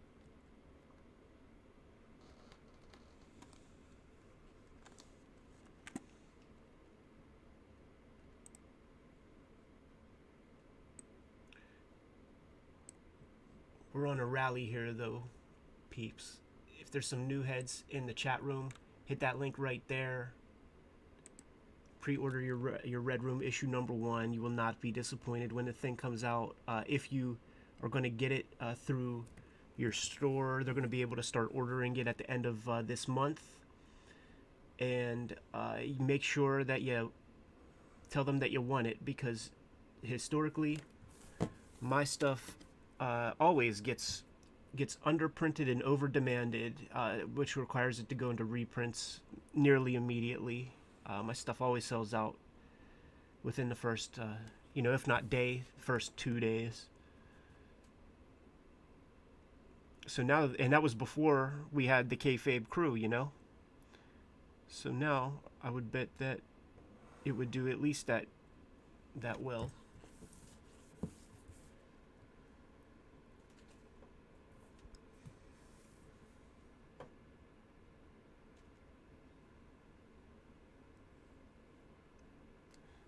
Steven, we had those same questions about duotone. You know what? We did a video today, this morning, about duotone, and I'm really thinking about making that the video for tomorrow. It was just a really fun discussion. We did a cool overview of a lot of good books.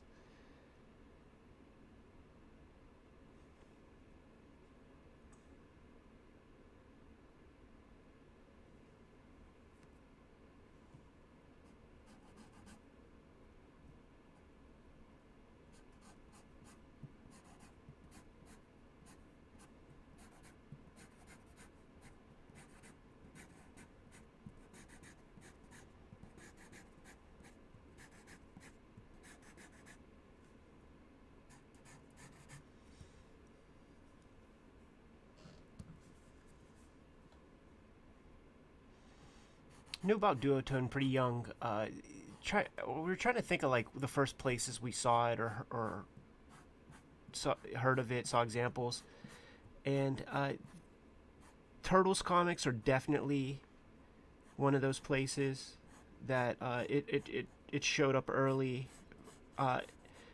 Weirdly enough, John Byrne used it in Namor when around Todd McFarlane Spider-Man time.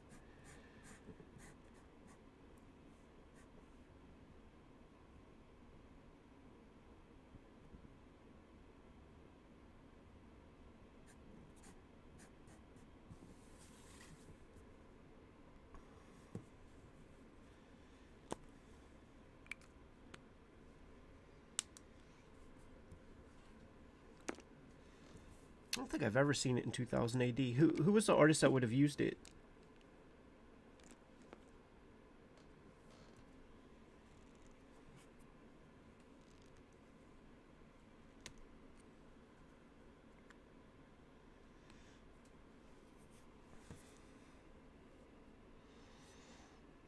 That chemical is all kinds of bad.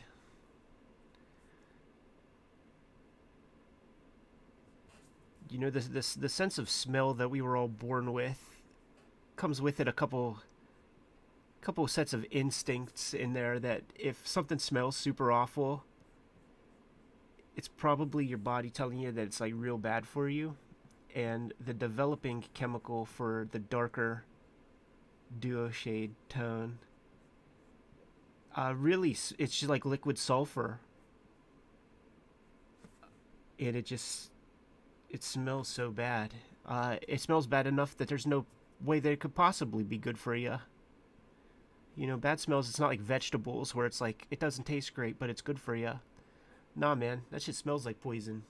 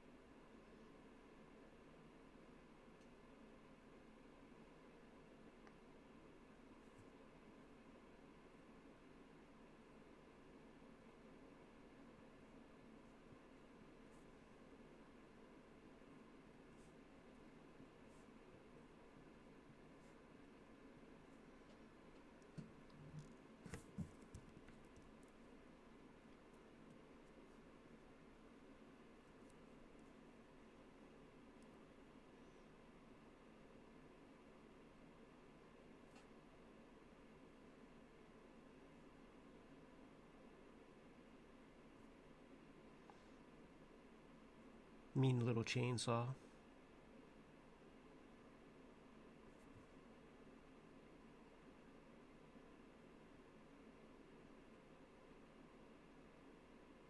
It elicits a lot of ideas when you think of it in context of red rooms.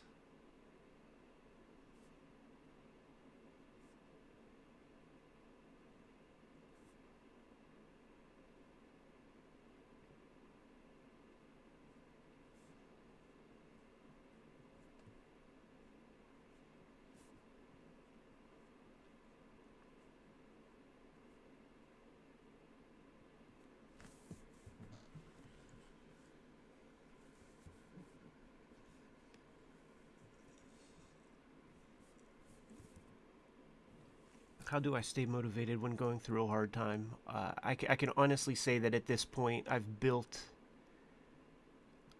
so much around the process of making comics it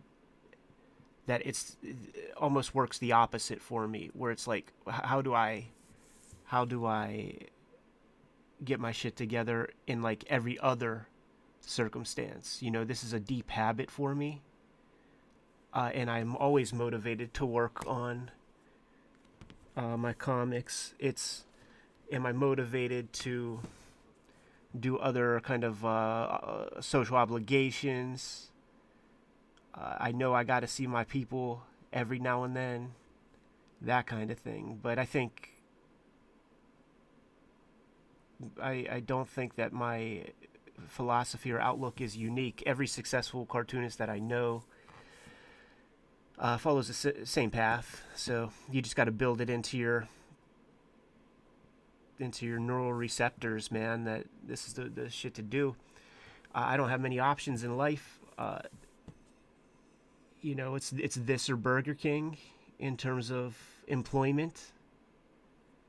So that's a nice motivator to get off my ass and make some comics.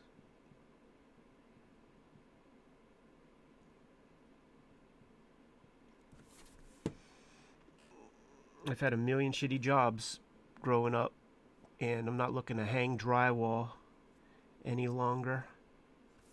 So we sit here and draw fucking super cool comics. It's a good trade.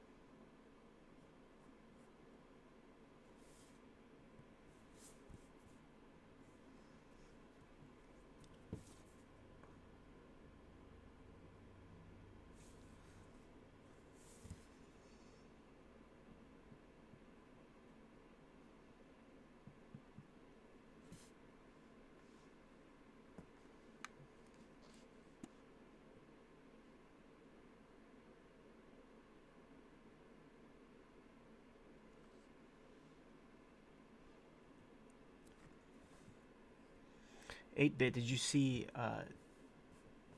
our shoot interview with Pat Mills? That was such a pleasure. Such a cool guy.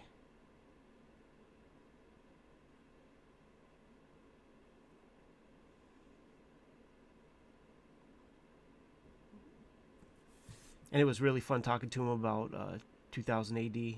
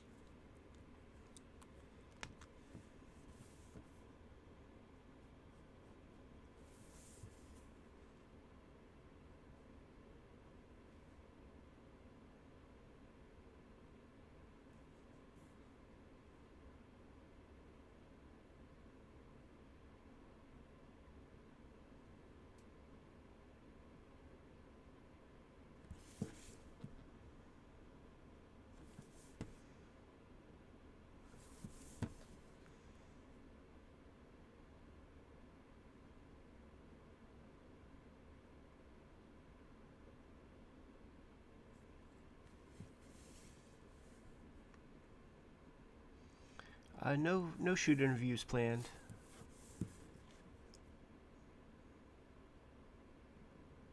We got a lot of other stuff that we want to do with the channel for the moment. Jimmy and I are aggressively busy on our comics projects, so just the added kind of attention required for shoot interviews is just not possible. And the biggest mistake in the universe would be to get a hold of one of our cartooning heroes and not do our best to try to research ahead of time and handle business properly. So better just to put it off for a bit, so that we can do things right. And not a bad thing, because we are continuing to build an audience every day, like hundreds of new subscribers. So when we start to shoot interviews up again, they'll just be more beneficial because we'll have a bigger audience. The audience is just growing huge. It's really fun to see those numbers, and also completely impossible to understand exactly what all of that means. You know, when we had maybe like 25,000 less subscribers, was probably the last show that we went to, Heroes Con, and we counted over 100 people that had Kayfabe shirts and received constant feedback and attention the whole show. It was a big deal. And once again, that was 25,000 subscribers ago. No idea what we have going on now.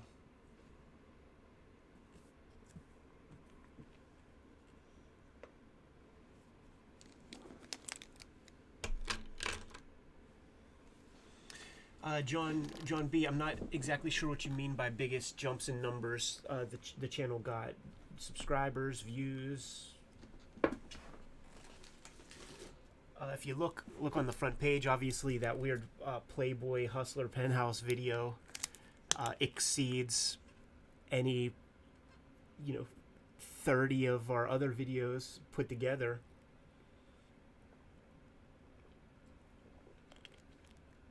So, that's clearly the winner when it comes to views.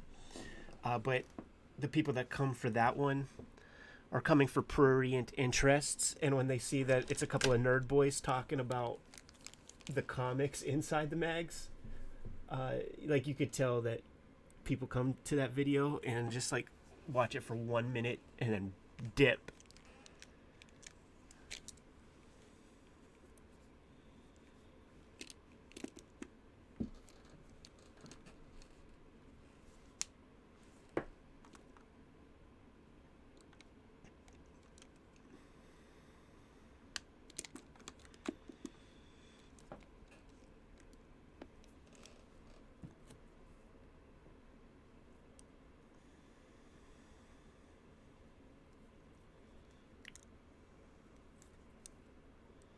Trying to think, what's the good tool for the spikes?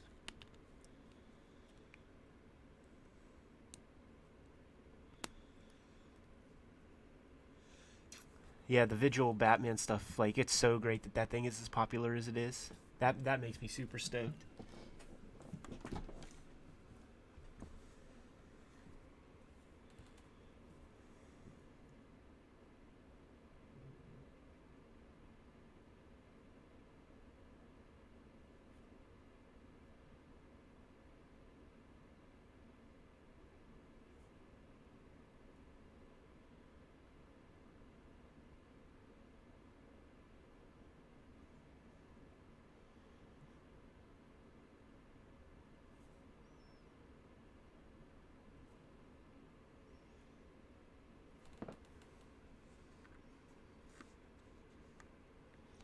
But then just a couple weeks back, we posted the Robert Crumb Yum Yum book, graphic novel that he drew when he was a kid, 19 years old, and that's rapidly grown to become our third most popular video in only 2 weeks. So that one's gonna gain more traction.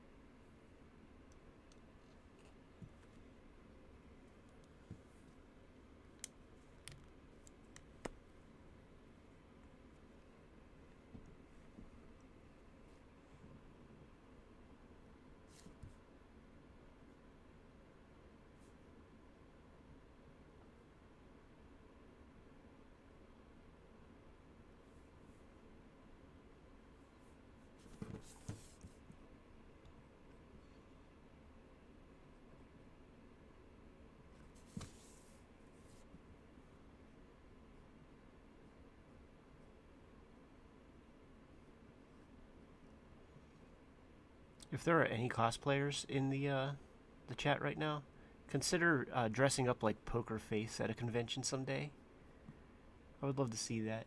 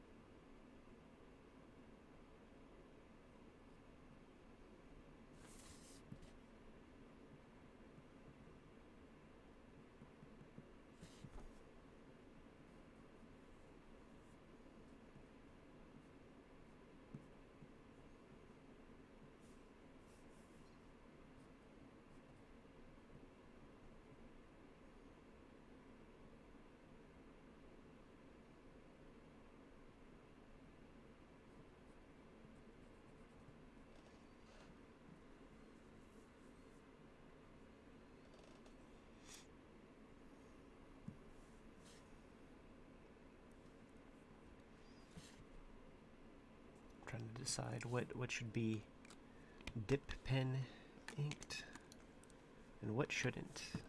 I think I could go all dip pen with everything else.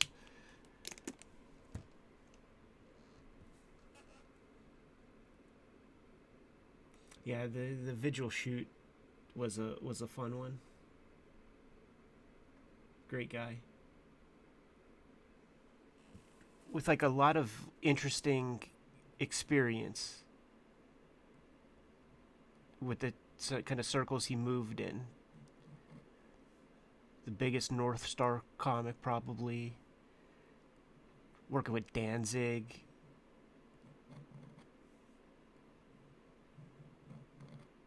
Chris Silver.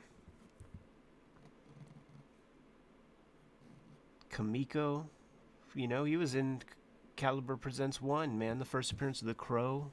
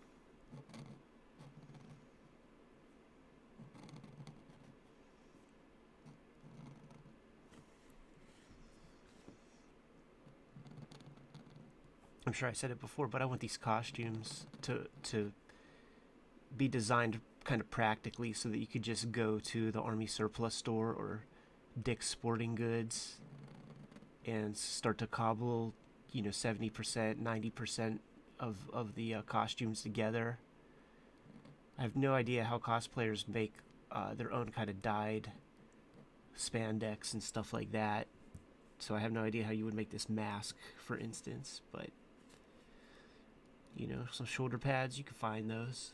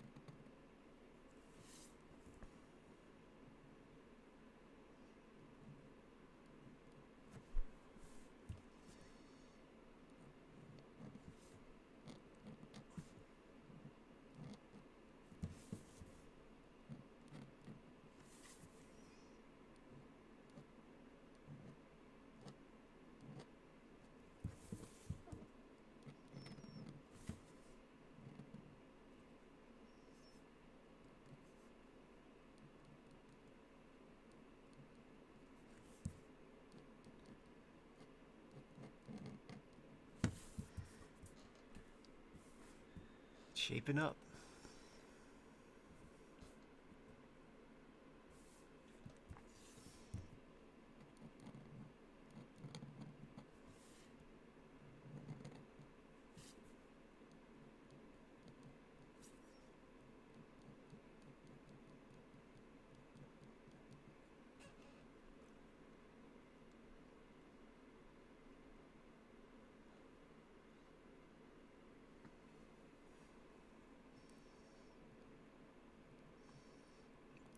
Edison, congrats on your first, securing your first podcast interview.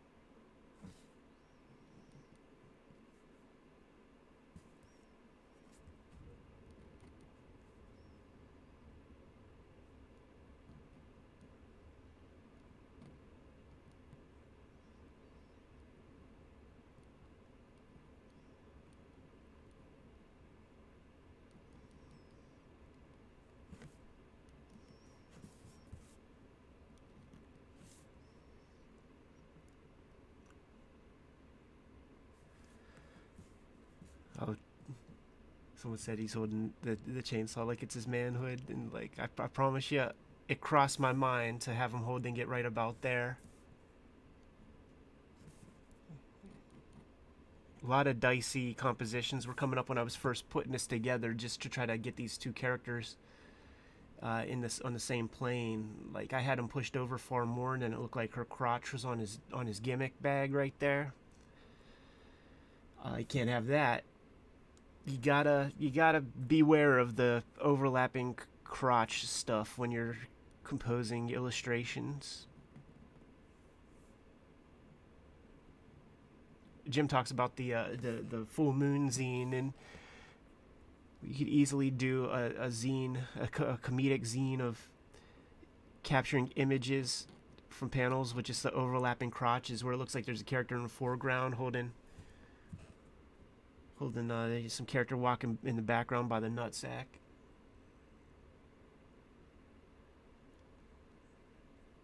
A printer for $100? Definitely not. Uh, Good luck trying to find one for that cheap, man. I'd be very surprised if you find one. Gotta invest. Gotta invest. But you don't have to invest much. Like $250. Now we're talking. You get the Epson Workforce, whatever the new one is on the market. But you know that'll cost you a little bit.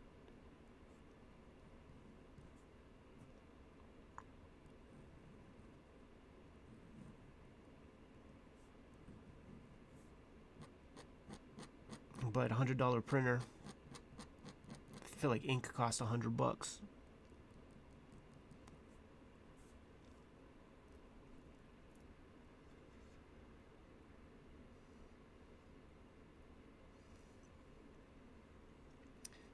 There's some color in the Red Room comics. In the issue that I was working on, see, I'm still like I want to get back. I still have to have this issue this page half drawn, you know, and I only have 2 pages. No, I have 3 pages to go after this one. But duty calls. Duty calls, and that's issue number 5. That's not going to be out till I think like October. So there's a lot of lead time for that.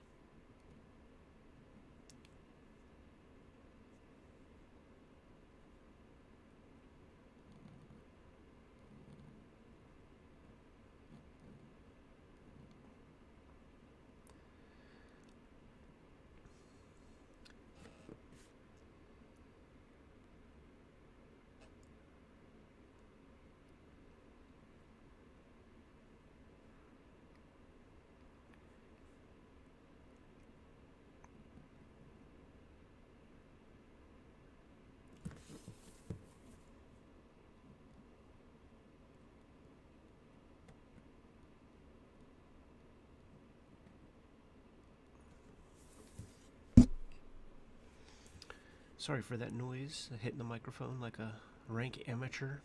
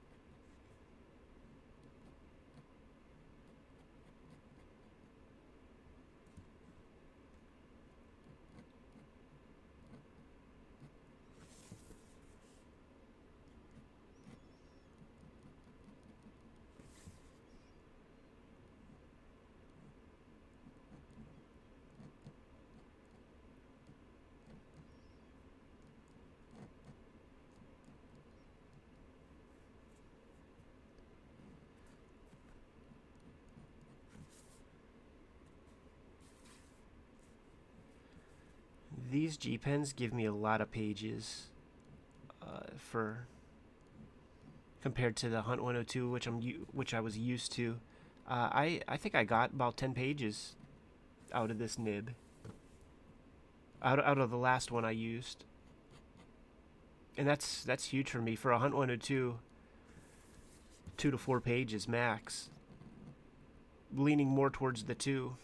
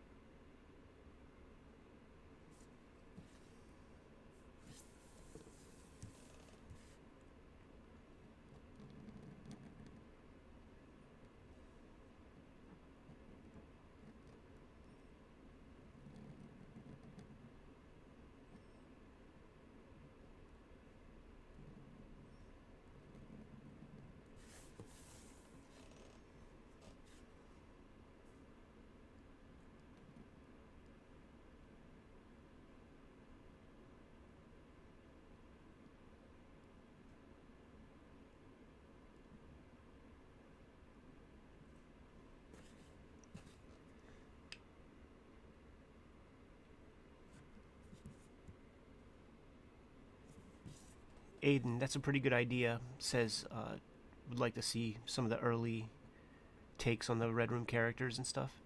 I think I might print some of that in the books.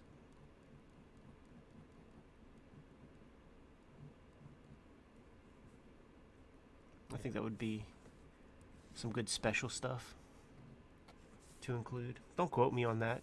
I might not, but that makes sense. I like looking at that sort of thing as a reader myself.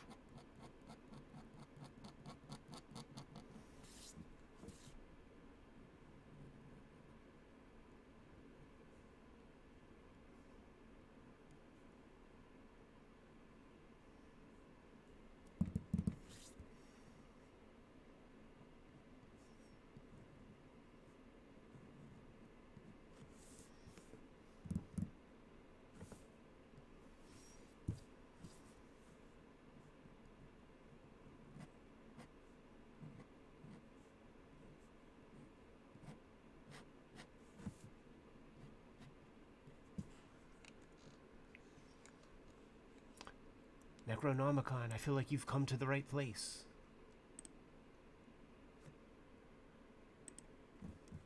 Boom, if you haven't done so, hit the link, pre-order those Red Room comics. We want those things flying.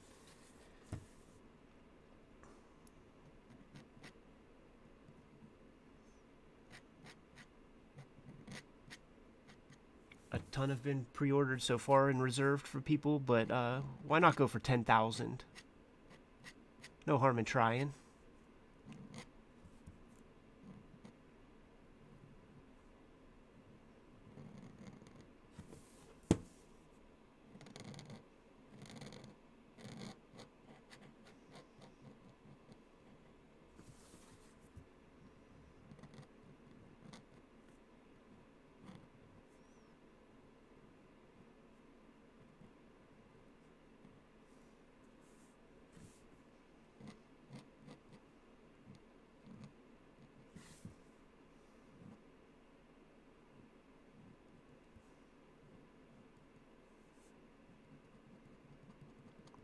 I want to make these pants like camo, army pants. Radman's wife just walked in, had a puzzled look on her face. I could understand that.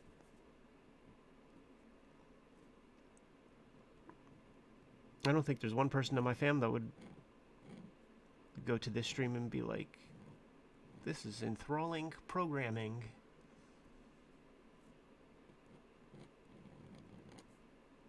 Because you're kind of literally watching paint dry, or should I say ink.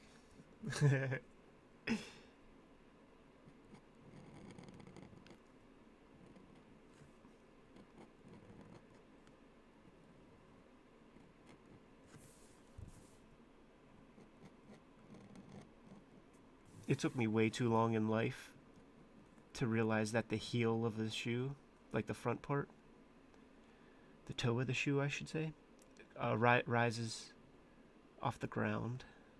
It's like we've all observed this our whole lives. Why did that never translate to my drawings?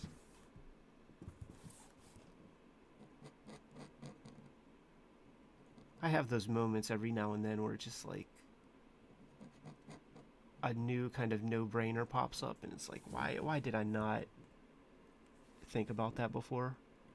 And then you look at every, I don't know, neck muscle you drew before and realize like exactly where you were effing up, and you just are blind to it until you're not, and then you just get embarrassed. Yeah, that Sienkiewicz Moby Dick is freaking dope. Freaking dope. They all are. Even the Will Eisner is cool. You know, the Will Eisner exercise is fun. It's like, do Moby Dick in however many pages, 64, 48 pages, whatever it is, all 6-panel grids. Go. You know? You nor I would do any better, that's for sure.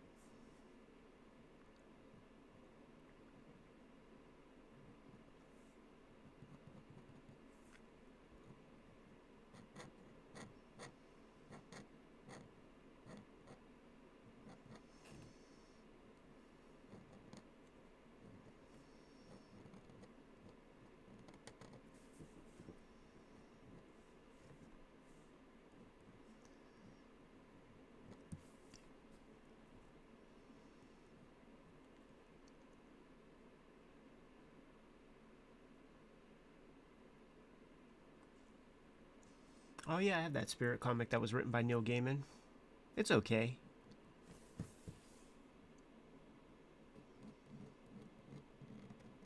That was a good series, Spirit the New Adventures, I think it was called. That's the one we did a video on issue 1 with Alan Moore and Dave Gibbons together.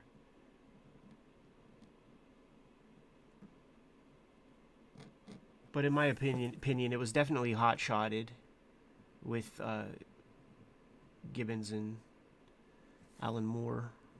I don't remember the other ones moving the needle that much. 8-bit, have a good night.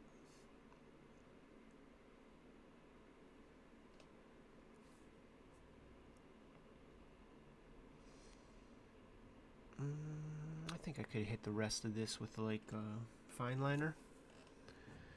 I'm gonna do some stuff with the boots, probably with a dip pen, but I think we'll be good with markers for a bit.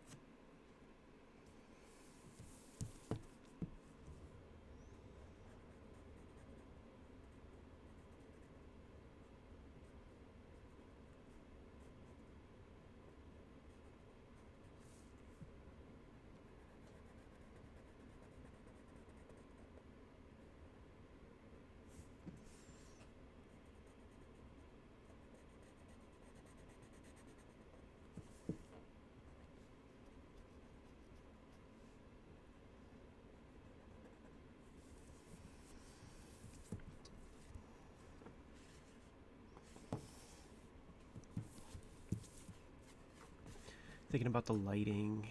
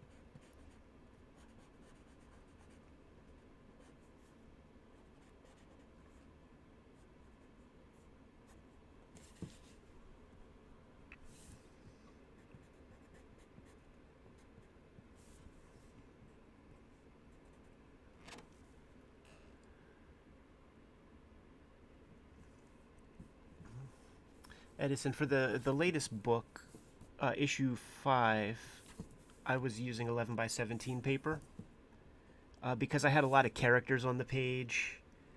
There were drawing reasons why I was doing that, but this is the equivalent of the 9 by 12 size. You know, this is a wraparound cover, so it's I'm not using the big 8.5. I mean, 11 by 17 for this, and I'm very comfortable at this smaller size. I'm going to continue to use that on the next batch. It's doubled my speed, which is huge. Certainly, if you're doing a monthly comic, if you can shave a little time, like a NASCAR pit crew, if you could shave a little time off, then fucking shave a little time off, you know? It's 200 more pages to draw. I don't think it sacrifices any quality. I think the page is going to look the way it's going to look no matter what size.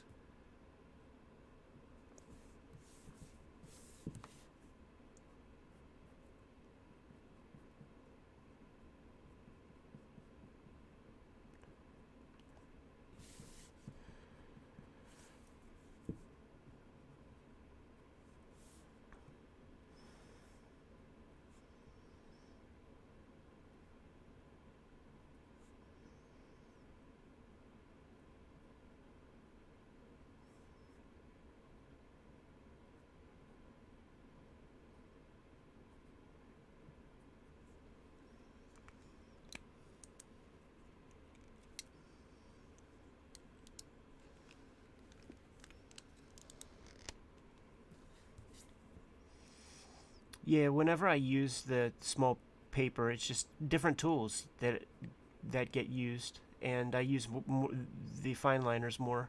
Use a softer touch with the dip pens as well.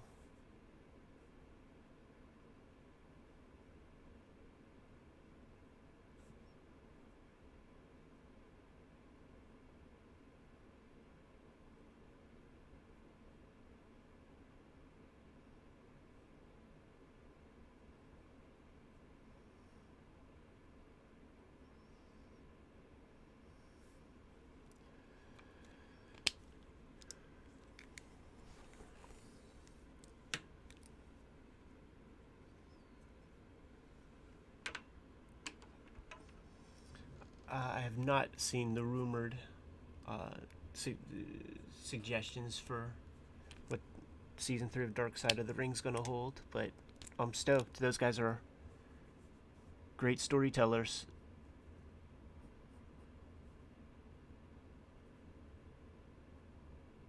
Gotten to know them a touch over this past year, and they're super legit. You know, Power Comics is a part of their brain power. Some of the guys involved, and even the director is fucking around with crazy comics and shit. So those guys, like Jimmy and I were talking about them earlier, it's like they have the same. It's like they have this investigative, curious mind, and it's not like you just turn that off when it's time to, put the cameras down for the wrestling show. I promise you, if there was some kind of critical mass that made a comic show a popular idea, like those guys would be the ones. They would be the people I would trust to do, a slick comic book show. Dark Side of Comics. Jesus Christ, you could think of a million things.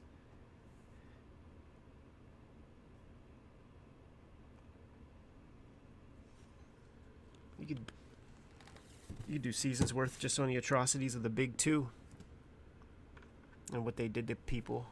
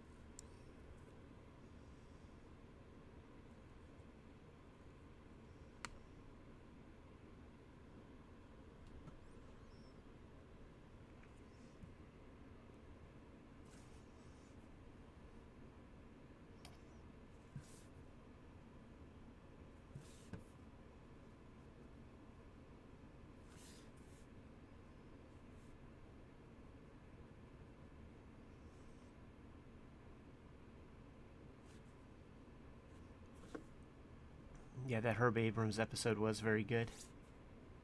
You would hear the stories from Cornette and other podcasts. So to get an actual proper episode of Dark Side of the Ring to kind of give us some visual aids along with everything, like that was perfect.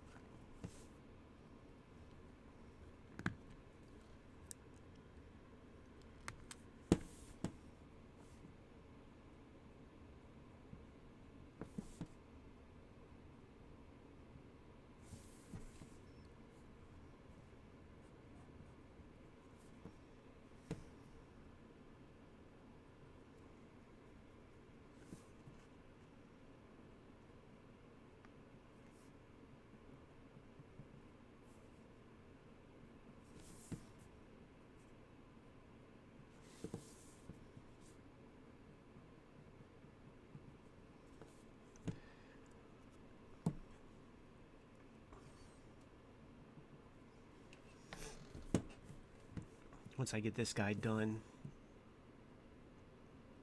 the rest is a freaking breeze. It's gonna be no problem. I should be able to get this. What time is it? Only 8:30. Still gotta eat some dinner. Gotta make sure I get some nutrition in for the day.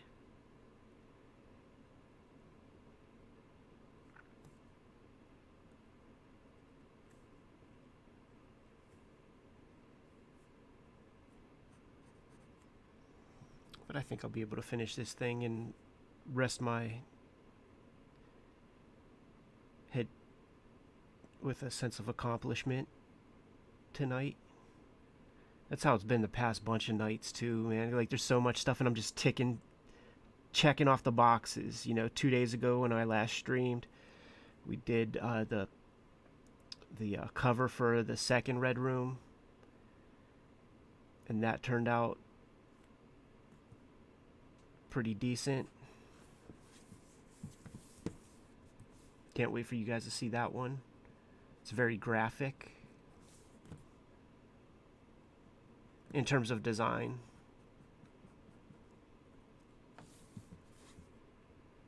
not like, severed heads or anything on the cover.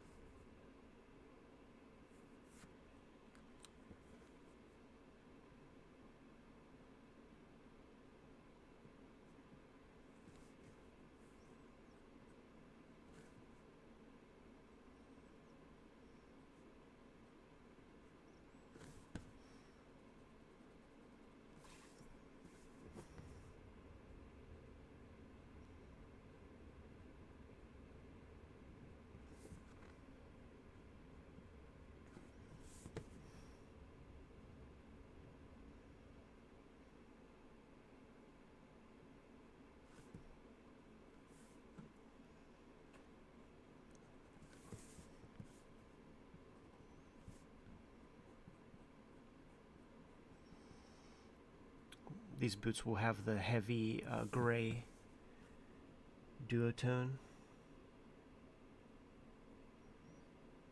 effect, and that's what I do when I'm inking these things. I'm assessing like where I'm going to place the darker gray values. My mind is making all of these like little calculations.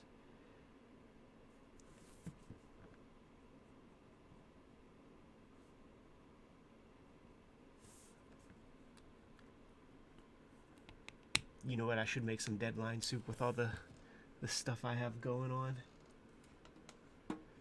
Spend 1 hour throwing a bunch of crushed up vegetables into or cut up vegetables into a big stock pot and eat that for like 7 days, not have to worry about cooking.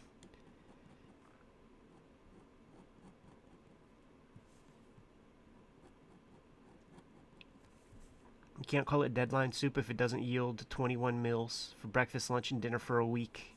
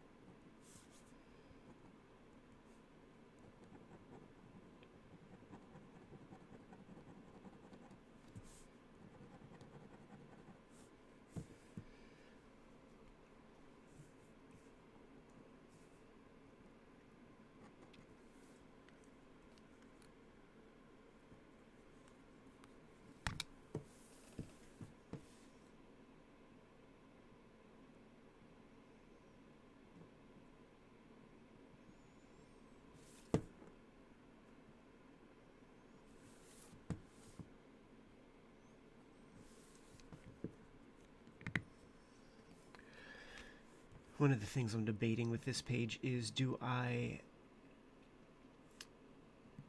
make the camouflage pants, the texture of it in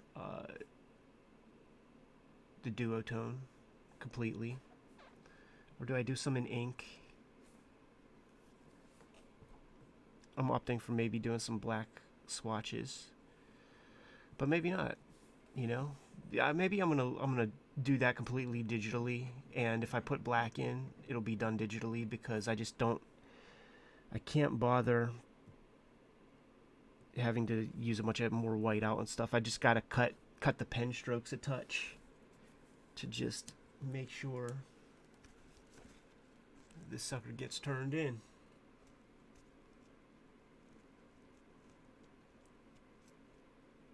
I do think that, oh no, the comics by Kurt Cobain. You know what? There's a history of this sort of thing, man. Chuck D from Public Enemy did some comics for the Adelphi school newspaper. I should hit Chuck up and see if he's got a little collection, can make me Xeroxes or something.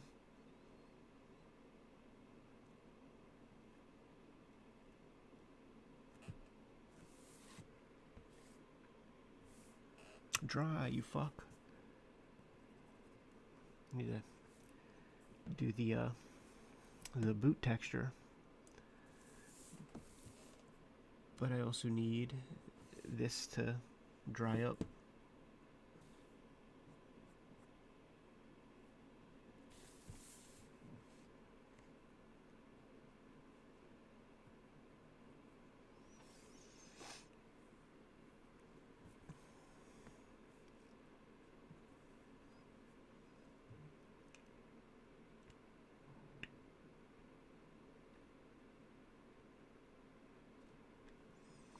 Yeah, deadline soup, it's a real thing. It gets Soviet up in this piece, man.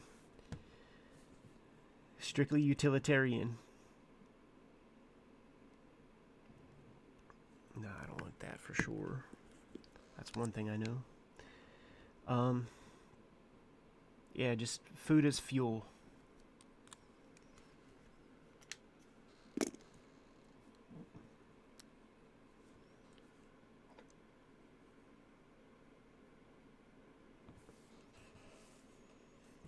Chuck D's definitely a comic head.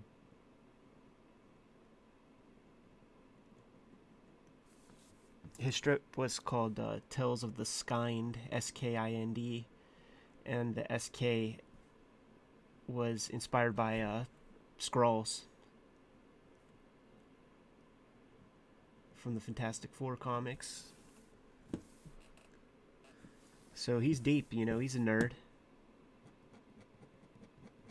Musicians are nerds, you know, just taking the time to practice and get good at something is a nerdy endeavor in sort of when it comes to talking about the sort of populace at large. You know, most people are just chilling. And certainly it's a very Pittsburgh attitude to almost like question somebody who makes stuff. Like, who do you think you are? Almost everybody I know with some creative inclination here in town like has faced that a lot. And you know what, maybe it's universal. I mean, I'm just speaking for the area, but I mean, you know, the area that I'm from. But something about just all these mill workers all about us. They're not looking for people to be too big for their britches around them.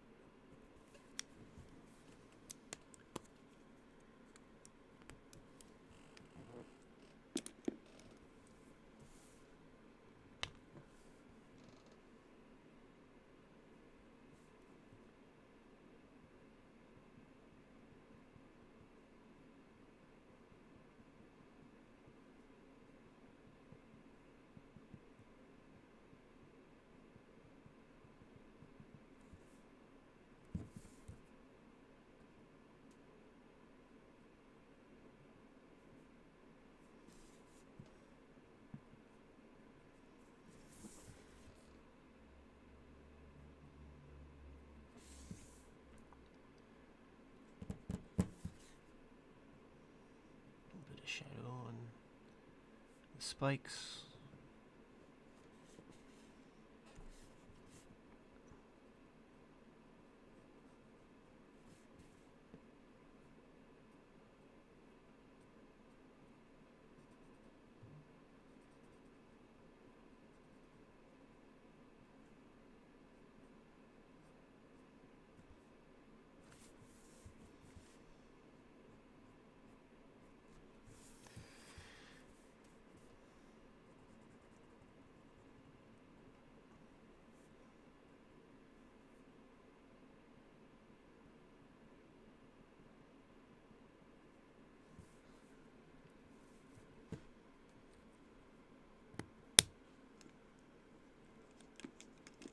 DMC did a comic.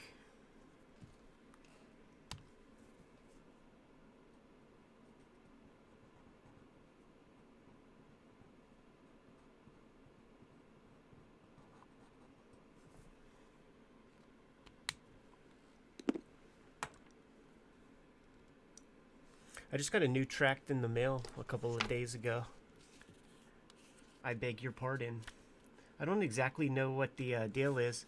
Something tells me it's like anti-mask because there's a bunch of villains that are wearing the masks right here, and you can't tell one apart from the other, and a bad guy gets away with something. But I didn't sit down and read it yet. It's not good winter reading. You need a lot of vitamin D, as you could see right there, when reading your chick tracts. Yeah, it's not a very good set of artwork. The chick crowd has been hacking it out.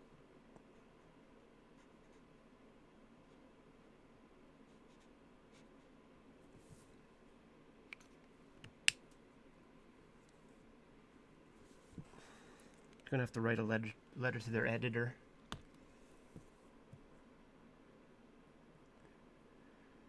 Get my 50 cents back. Actually, that's not true. I'm not quite sure how they started coming. But we did an episode and they started showing up. Maybe it's the power of the Lord.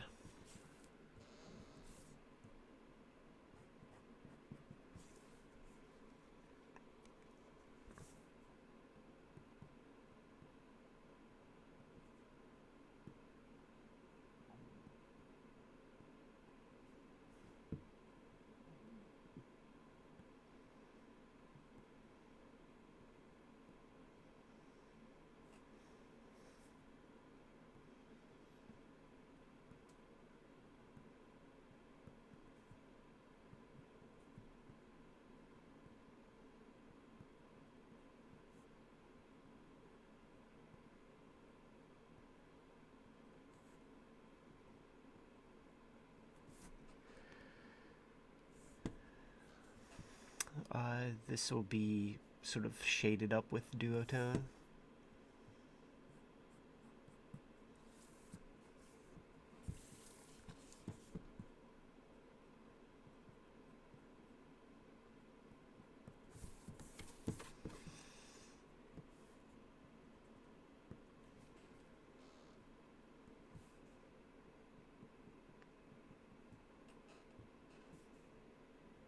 Not bad, not bad.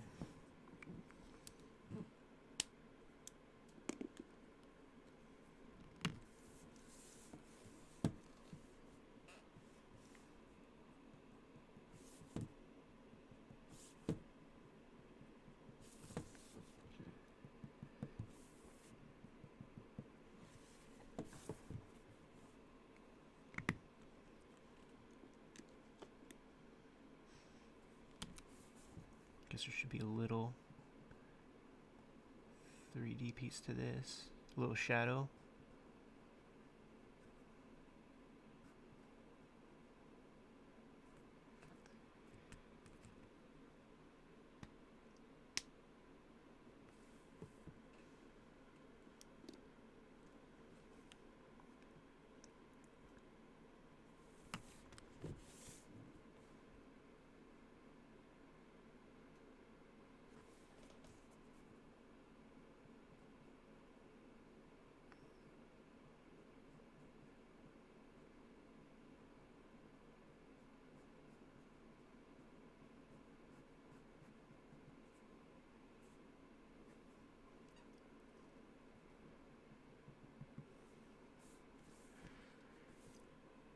The cool thing is I could look at the screen and see how this looks in kind of a thumbnailed state and make some assessments.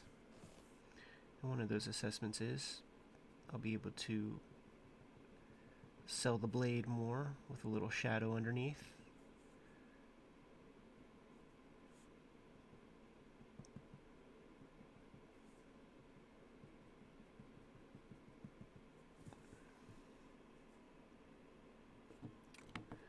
some heavy lines on this side of these pants.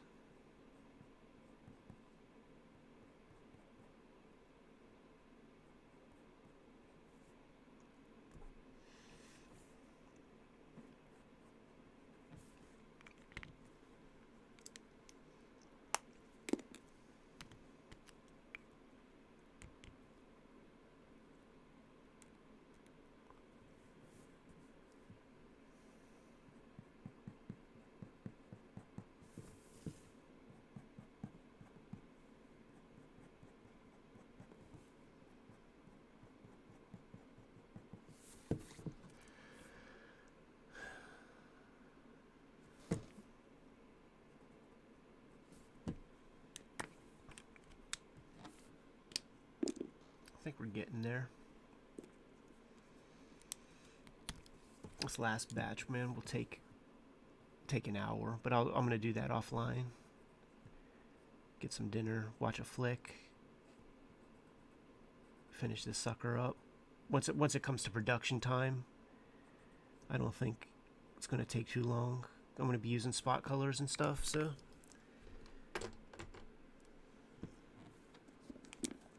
definitely going with a very graphic approach with the covers, kind of like exploitation film posters.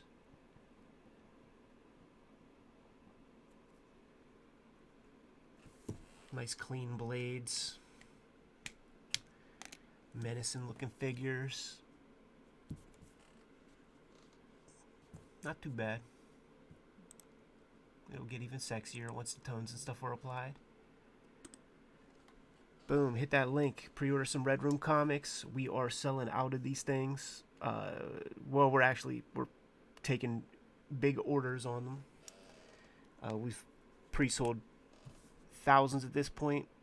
Going for tens of thousands. Why not?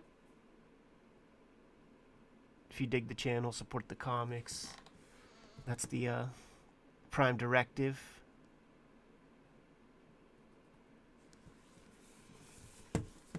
Yeah, put these suckers in shadow.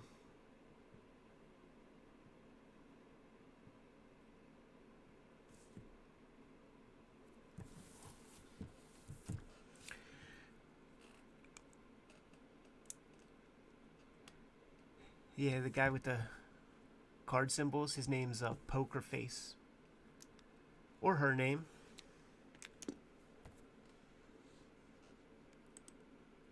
You shall find out in one of these issues. Anyhow, I'd say half done. I'd say we're half done at this point. Another hour or two worth of drawing work. A little bit of photoshopping. But I think this sucker will be put to bed this evening. I'll either put it to bed this evening or fall asleep at the computer while trying. Cool. So Kayfabe crew, enjoy your night. Thanks for supporting all the videos. Thanks for supporting the comics. Thanks for joining the chat. Be good, have fun, wash your hands. Don't catch the COVID. Peace.